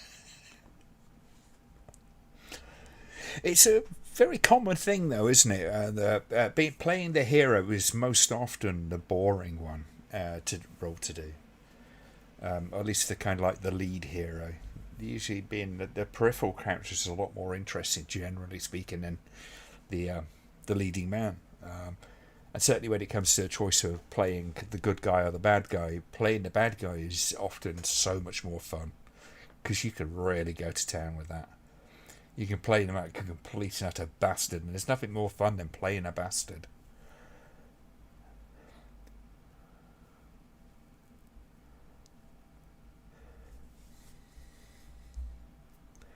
I didn't even know that was the name of that character, was Chief Chirper.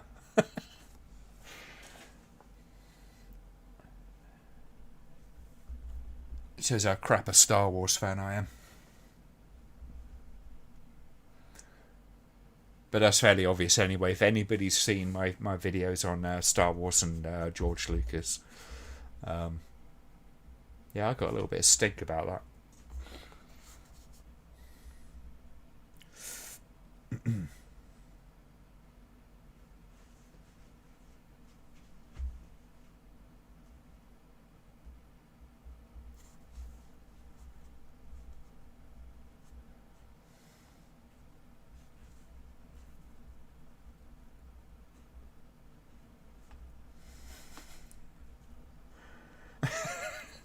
See, it's like with this scene. He's been the heroic guy and all that kind of stuff. He's stood there, kind of like just absolutely implacable and unreadable face because he's supposed to be kind of like so brave and all this sort of stuff. And you got the bad guy who's like kind of like, I have a message for you. It's a message of death. It's great. I know which role I'd rather be playing. My introduction to Star Wars were the 2 Ewok movies way back when. I do remember watching one of them and not being that impressed by it. But I watched Star Wars, the original Star Wars. I believe it was when it would have been when we were in Hong Kong. We actually got to see it on the Forces cinema. It's just a very small, almost makeshift cinema. And that's how we first experienced Star Wars. And then we got toys and things like that because all the toys were out. And I used to have a C-3PO and Luke Skywalker, the Action Man size figures, like about that big. Blaster. My brother and I had a blaster each. I had an X-Fighter, an X-Wing, and my brother had a TIE Fighter.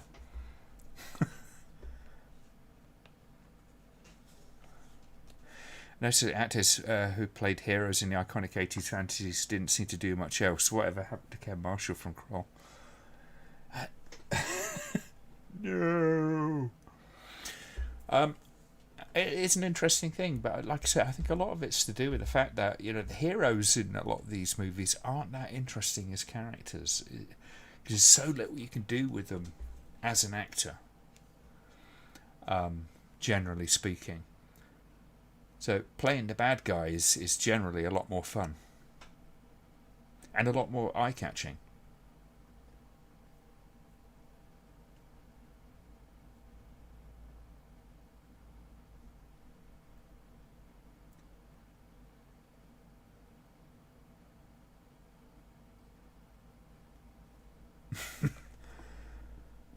You have that odd love of Race to the Titanic. My father was a huge fan of Clive Cussler. You know what? I quite enjoyed that film back in the day as well. It's such a long time since, again, it's another one, such a long time since I've seen it. Would be kind of fun to revisit. I remember it being quite cheesy. Drogo.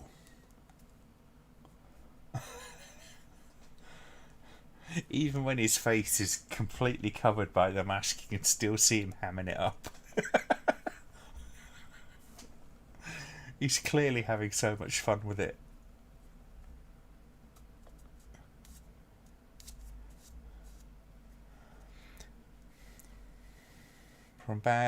Rob Hill from Bad Movie Bible mentions that very thing. The hero scene is a lot less interesting than that of the smuggler.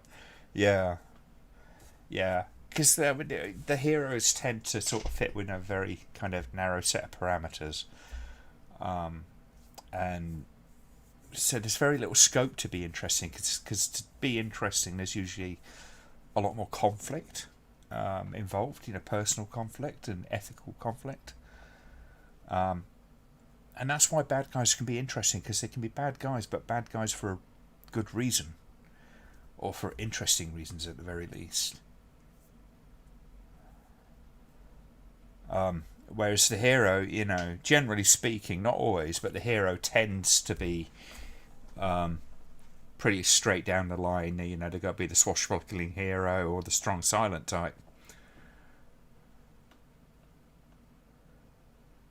But when you see the hero sort of played with a kind of like, more ambiguous, almost anti-hero, but not necessarily quite full-on anti-hero, there's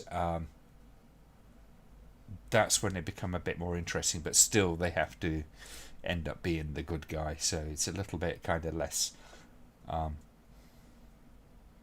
exciting and much more predictable. Ken Marshall was the last seen on his supporting role in Star Trek Deep Space Nine. Race to Titanic was $20 million of cheese. Only problem, it only made $2 million. Yes. No, that's got to suck. But the fact that they made a movie for $20 million, times have changed. $20 million is considered a very low budget these days. And I know it's inflation and all that kind of stuff, but even so.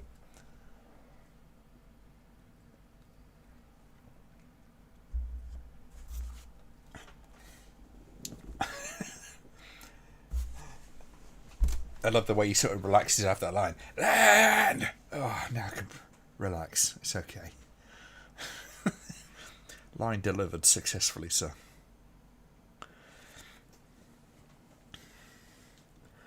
It's a shame there's not a lot more movies that are made on low budgets that get, reasonably mainstream releases. But, there's not the kind of cinema chains around that can support that sort of stuff, at least not to that kind of scale. I mean, you can still get hold of some independent sort of things, but a low-budget studio-produced movie that actually sort of has a nod towards some sort of artistic ambition. I'm going to die.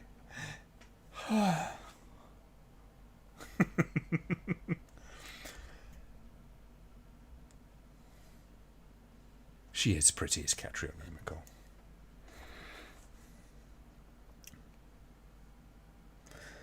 Crawler's another one where the side actors are huge. Young Liam Neeson, Robbie Coltrane, along with half the RSC. Yes. It is astonishing how many kind of thesps are in these, isn't it?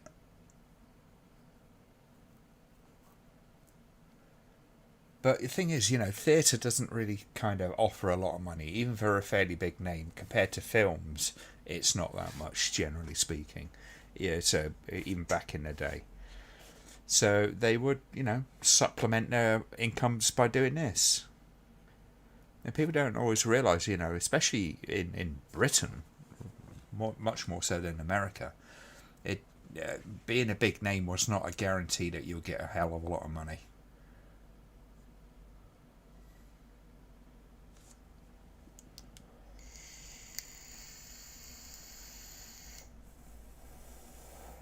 Hawk cost $600,000.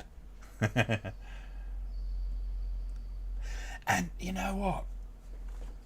They made fucking good use of it. I mean, one of the things that always annoys me is when people look back at these films, younger people generally who have not been grown up with this kind of stuff, look back and go, well, it's crap, isn't it? Why didn't they do this, that, or the other with special effects and all that kind of stuff? And you go, well, they couldn't do that, so they had to work their way around it. But this is a hugely entertaining film. And if you're right, 600,000.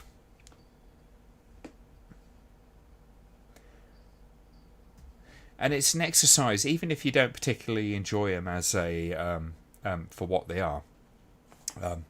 They're a great example of overcoming obstacles in filmmaking, as much as anything. Seeing how they kind of approach certain problems and like, okay, how do we do this effect? How do we make this appear to happen? Whereas these days it's very much like kind of like, well, how much is it going to cost to CG that in?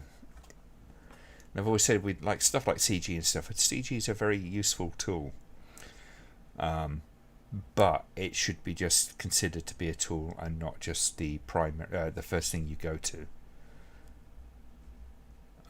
Because one of the biggest problems with freedom that CG gives you is that it gives you too much freedom. There's no limitations. There's no figuring out how to work your way sort of around problems. So you get more indulgent, more self-indulgent, and low budgets and inability to do stuff often forced different decisions to be done with the movie, and often actually ended up much better. And it is the example I've used the most would be Day of the Dead, George Romero's Day of the Dead. The original script was much wider scope. It was above ground stuff and all that kind of stuff. They couldn't do that and have an R rating or an NC-17 rating, so they had to cut it down and kind of like they were either going to go for the fullest version and have less money, or go for the cut down version and have more money. So he kind of went, well, okay, we'll go, full on gore and stuff like that, and we'll just scale it all down. And I think it was a better movie because of it.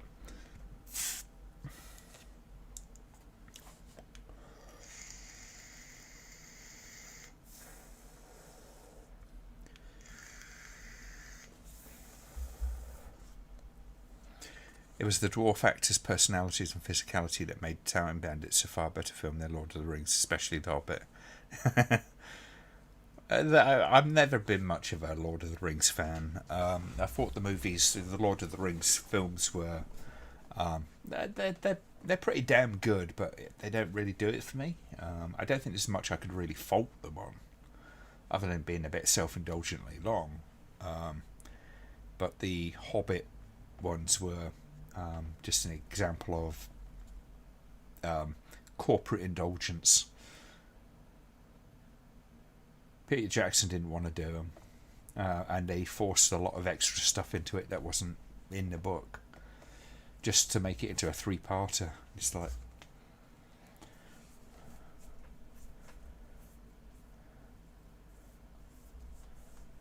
didn't they budget some movies by the foot? It's a possibility. I don't know of any examples specifically, but it certainly sounds like that could be a possibility.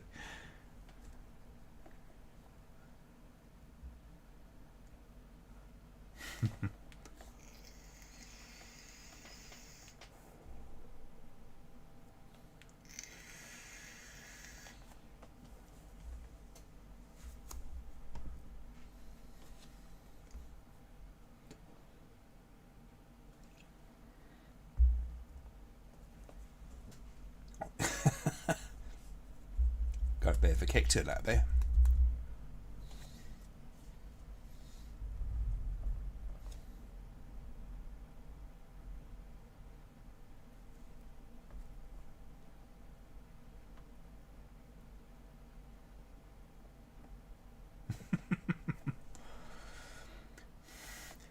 Lord Colander, we meet at last.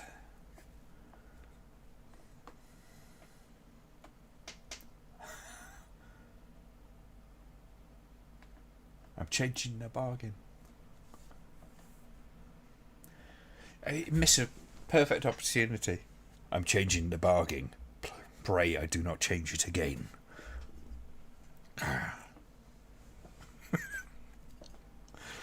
Heard Peter Jackson was going to revisit his old films, Brain Dead, for example, to do a 4K releases of them.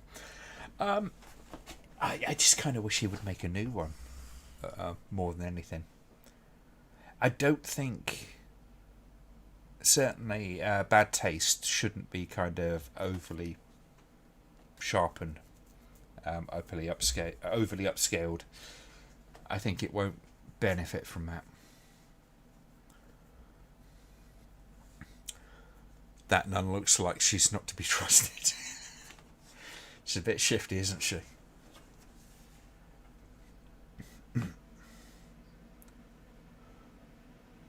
No, I am your father.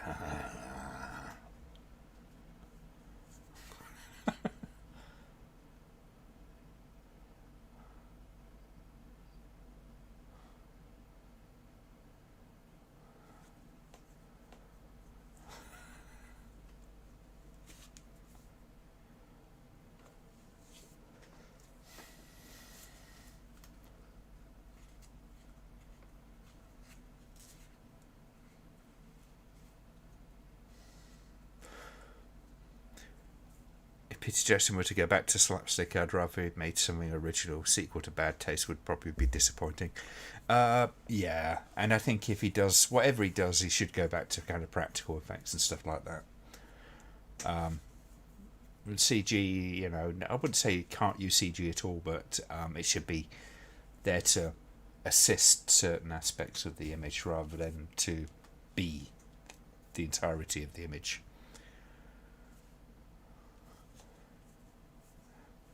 Voltan does look old enough to be his father, yes.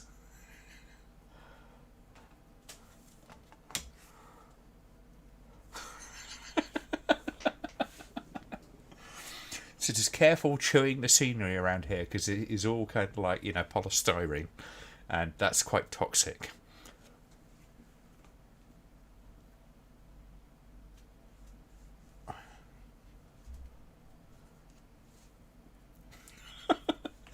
We went full Ray Liotta there, didn't he?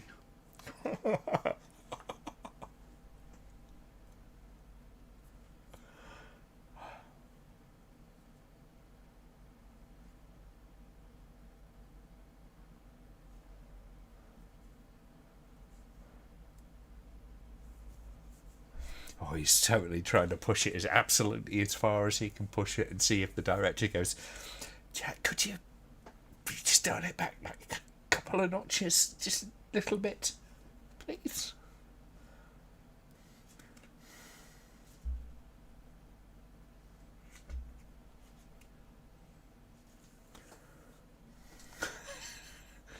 Right in the helmet.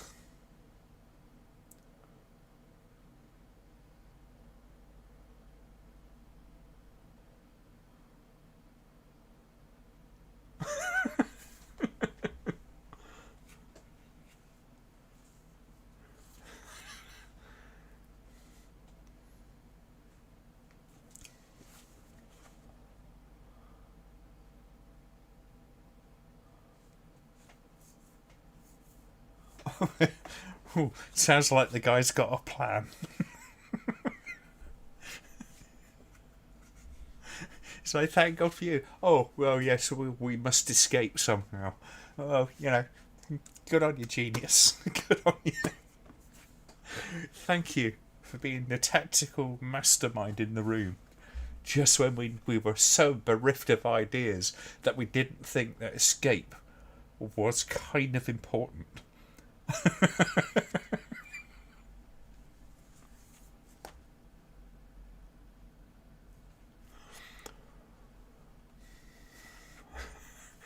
I like to think this is just what Jack was like day to day. Yes. Can you imagine it going down to the shops? It's like, oh, silly string. Hello. That's kind of. I'm guessing this is the days when silly string was actually quite a novelty. But can you imagine that poor actor? When they go, right, okay, we're ready to put on your makeup, and it's just he had to stand there for 20 minutes while they sprayed him down with about 40 cans of silly string.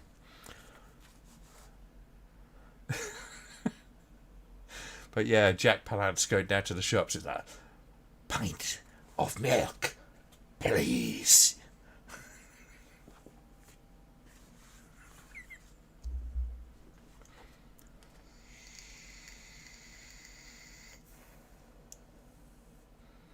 The only thing that'll save him is if he's kissed by a giant.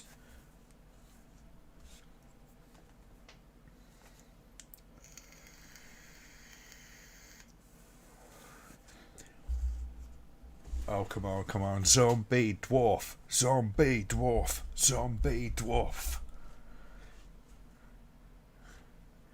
Silly string. Now you see what a 600,000 went is.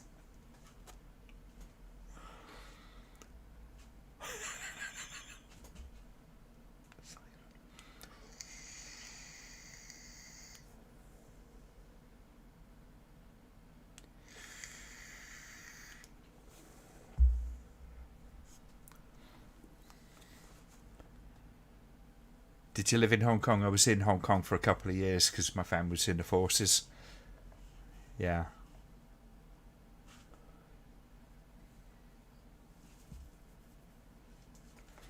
many, many, many moons ago.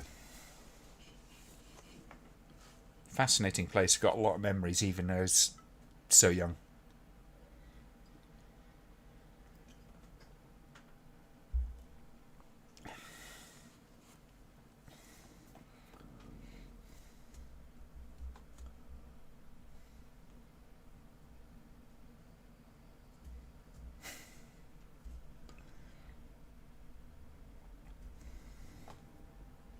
I do love that hero shot of him, kind of like the upshot of him, or kind of actually quite a good shot. Oh, balls! By God!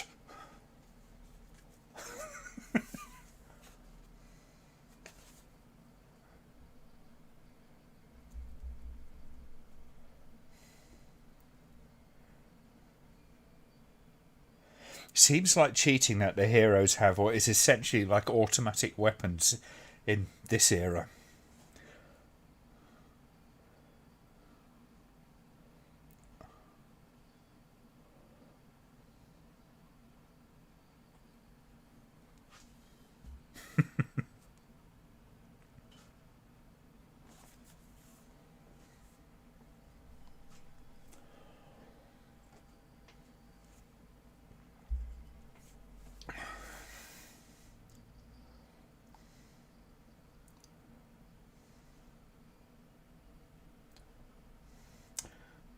They like murdering their nuns, don't they? Hawk the Slayer is the best British Western. Yeah, you could look at it like that. I think that's fairly legit. Ah, I punch you, giant. Used to love getting silly string as a little kid. When it was an novelty, I used to pretend to be Spider-Man and sprayed it at people. Still doing it for us. Well, if it helps you through that, it's whatever it takes. Right back. Need more beer. Or in Pallant's version. Need more beer.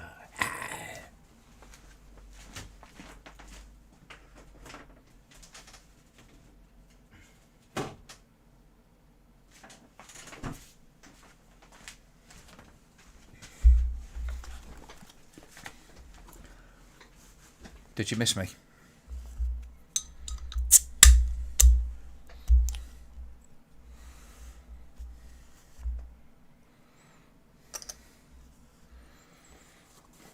I want the ability to tone it down.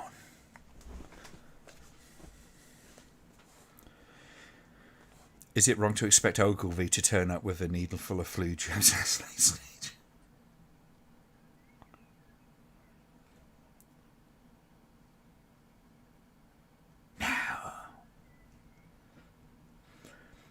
But he's got the magical kind of floaty to your hand one. I mean, he was doing he's basically got the medieval version of the Force.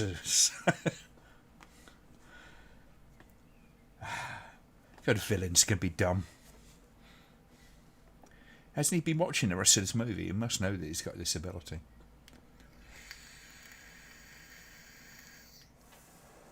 It's a very ostentatious buckle, isn't it? He's got on there. It's like kind of huge.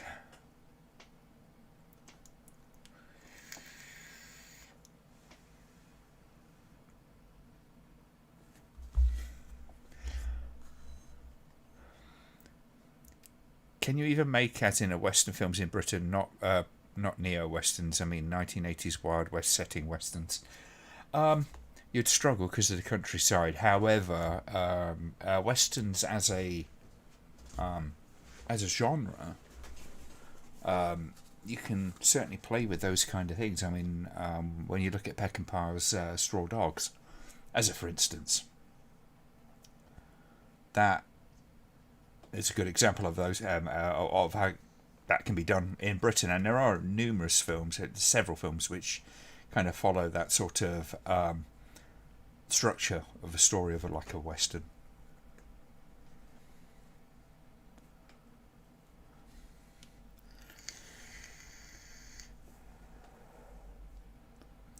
Oh God,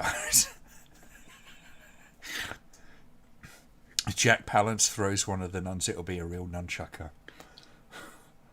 Ouch. Love it. It's bad he's a proper old school sadist, yes. And surprised as well. That. Here's his problem. You can't attack the hero in slow motion.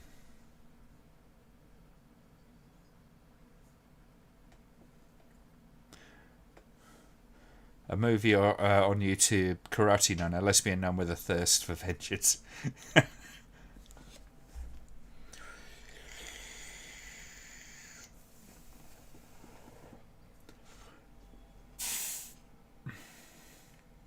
I always feel when they do slow motion fight scenes like this that it's sometimes because if it's played at normal speed it'd seem, well, put it this way, the edges of it would be very much showing. It wouldn't look very good.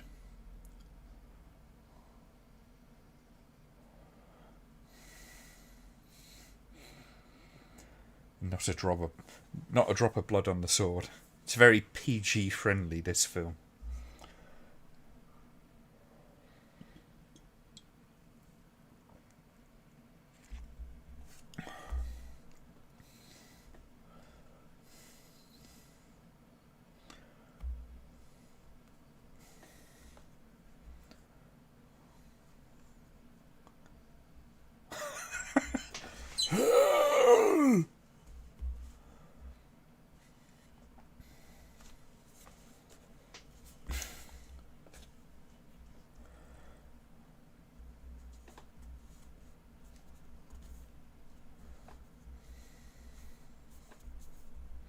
It's here where we find out that when you bury a dwarf, then a dwarf tree sort of grows and little dwarfs come off of it like fruit. I think that's important to know.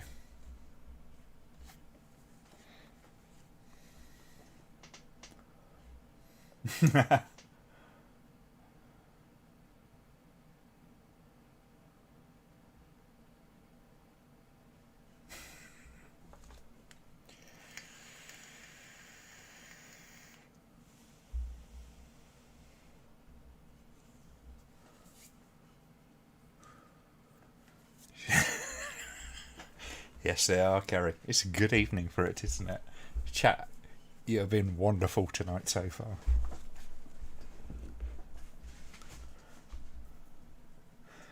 Michael Caine said he felt Harry Brown was a Western. There's many examples of it. I mean, the GBH, the source, the Section 3 film, very much a Western. Although a very minor example, but yeah, it lives up to all the kind of conventions.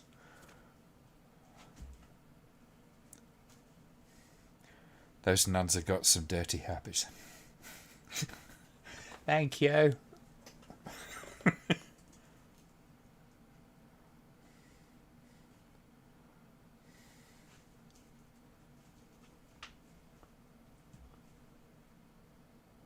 Oh, you know, it's a very, very keen friendship when you do that kind of, that's your handshake. It's a handshake so manly that it can't be contained within an actual hand.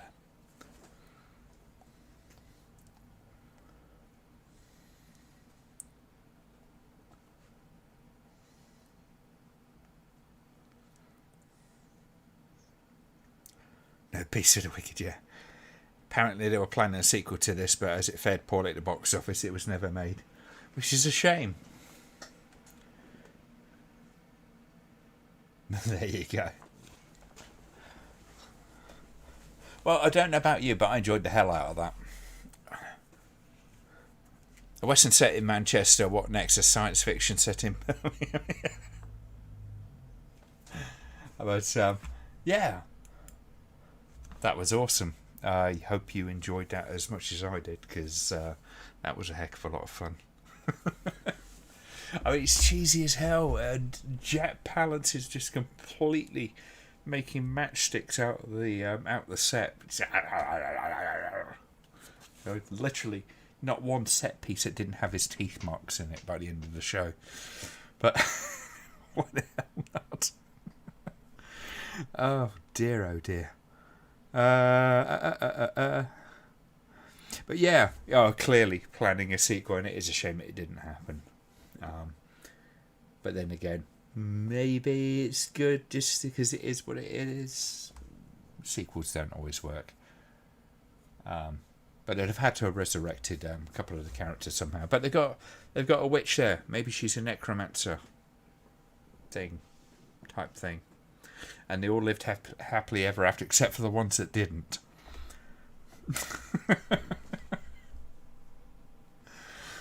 Right, okay, that was decent. That was decent, so thank you to Kerry for suggesting that. I had suggested it, I think, quite some time ago, and now completely forgotten. Kerry totally saved the day by saving me having to think, which is always a good thing. So, round of applause for Kerry, because wonderful mod, and just a wonderful part of the community. So you are absolutely amazing. Thank you. True, it reminds you of the original Death Wish references to westerns, especially when a friend gives him a gun after season the Wild West show. Yeah, I really enjoyed doing because I did a response to the BRB 30,000 on Death Wish. Did that comparison between Death Wish and Falling Down. I talked about some of the various things, not least the sort of gun control kind of aspects of those films. How it approaches sort of guns' rights and kind of like gun culture, I should say. Probably best way to describe it, gun culture. And the two films sort of approach from different ends of the political divide. And yeah, it was fascinating. I'll stop me blushing now, and I'm no longer out of the shower. Were you indulging in hygiene while we was doing this film? But no, thank you, Kerry. You're awesome. That was really cool of you. Thank you, Kerry. There you go. Always nice to see a bit of appreciation for Kerry, because she does some wonderful work with us. Falling Down is awesome. Michael Douglas goes from 0 to 60 in 30 minutes. I wonder if it's actually on here. Is it actually? Because I think it'd be kind of cool to do. It's a paid one. Maybe we think about doing that. It's like $3.50 for a rental on YouTube. Might be kind of cool to do a few films like that. The ones that I covered on the summer critiques that I did a few years ago. It'd be interesting to see what your reactions to them. They're not genre films in the same way as, it's not horror and all that kind of stuff, but some pretty cool films there. Might be interesting. We'll have to have a think about that. Oh dear.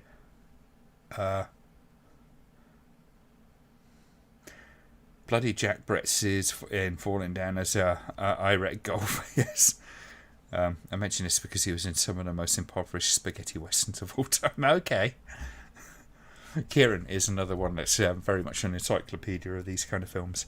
So many of you guys put me to shame when it comes to that kind of stuff. I think I'm just the guy that's got the audacity to sort of come out in front of you and spout bollocks for a couple of hours, because why not? It's fun. Anyway, we'll call it a night there, because it is getting fucking hot in here. That was insanely good fun. So any suggestions and stuff like that, and let's get a conversation going on the Ramblaholics about what we do on the next over the next couple of months, because I'm on short weeks, so we should be able to do most weeks. Now, it might either be next week or the week after. I will not be around because I will be popping back to see my brother, hopefully, and the rest of the family. But we will see. We will see what's going on. I'll try and let you guys know.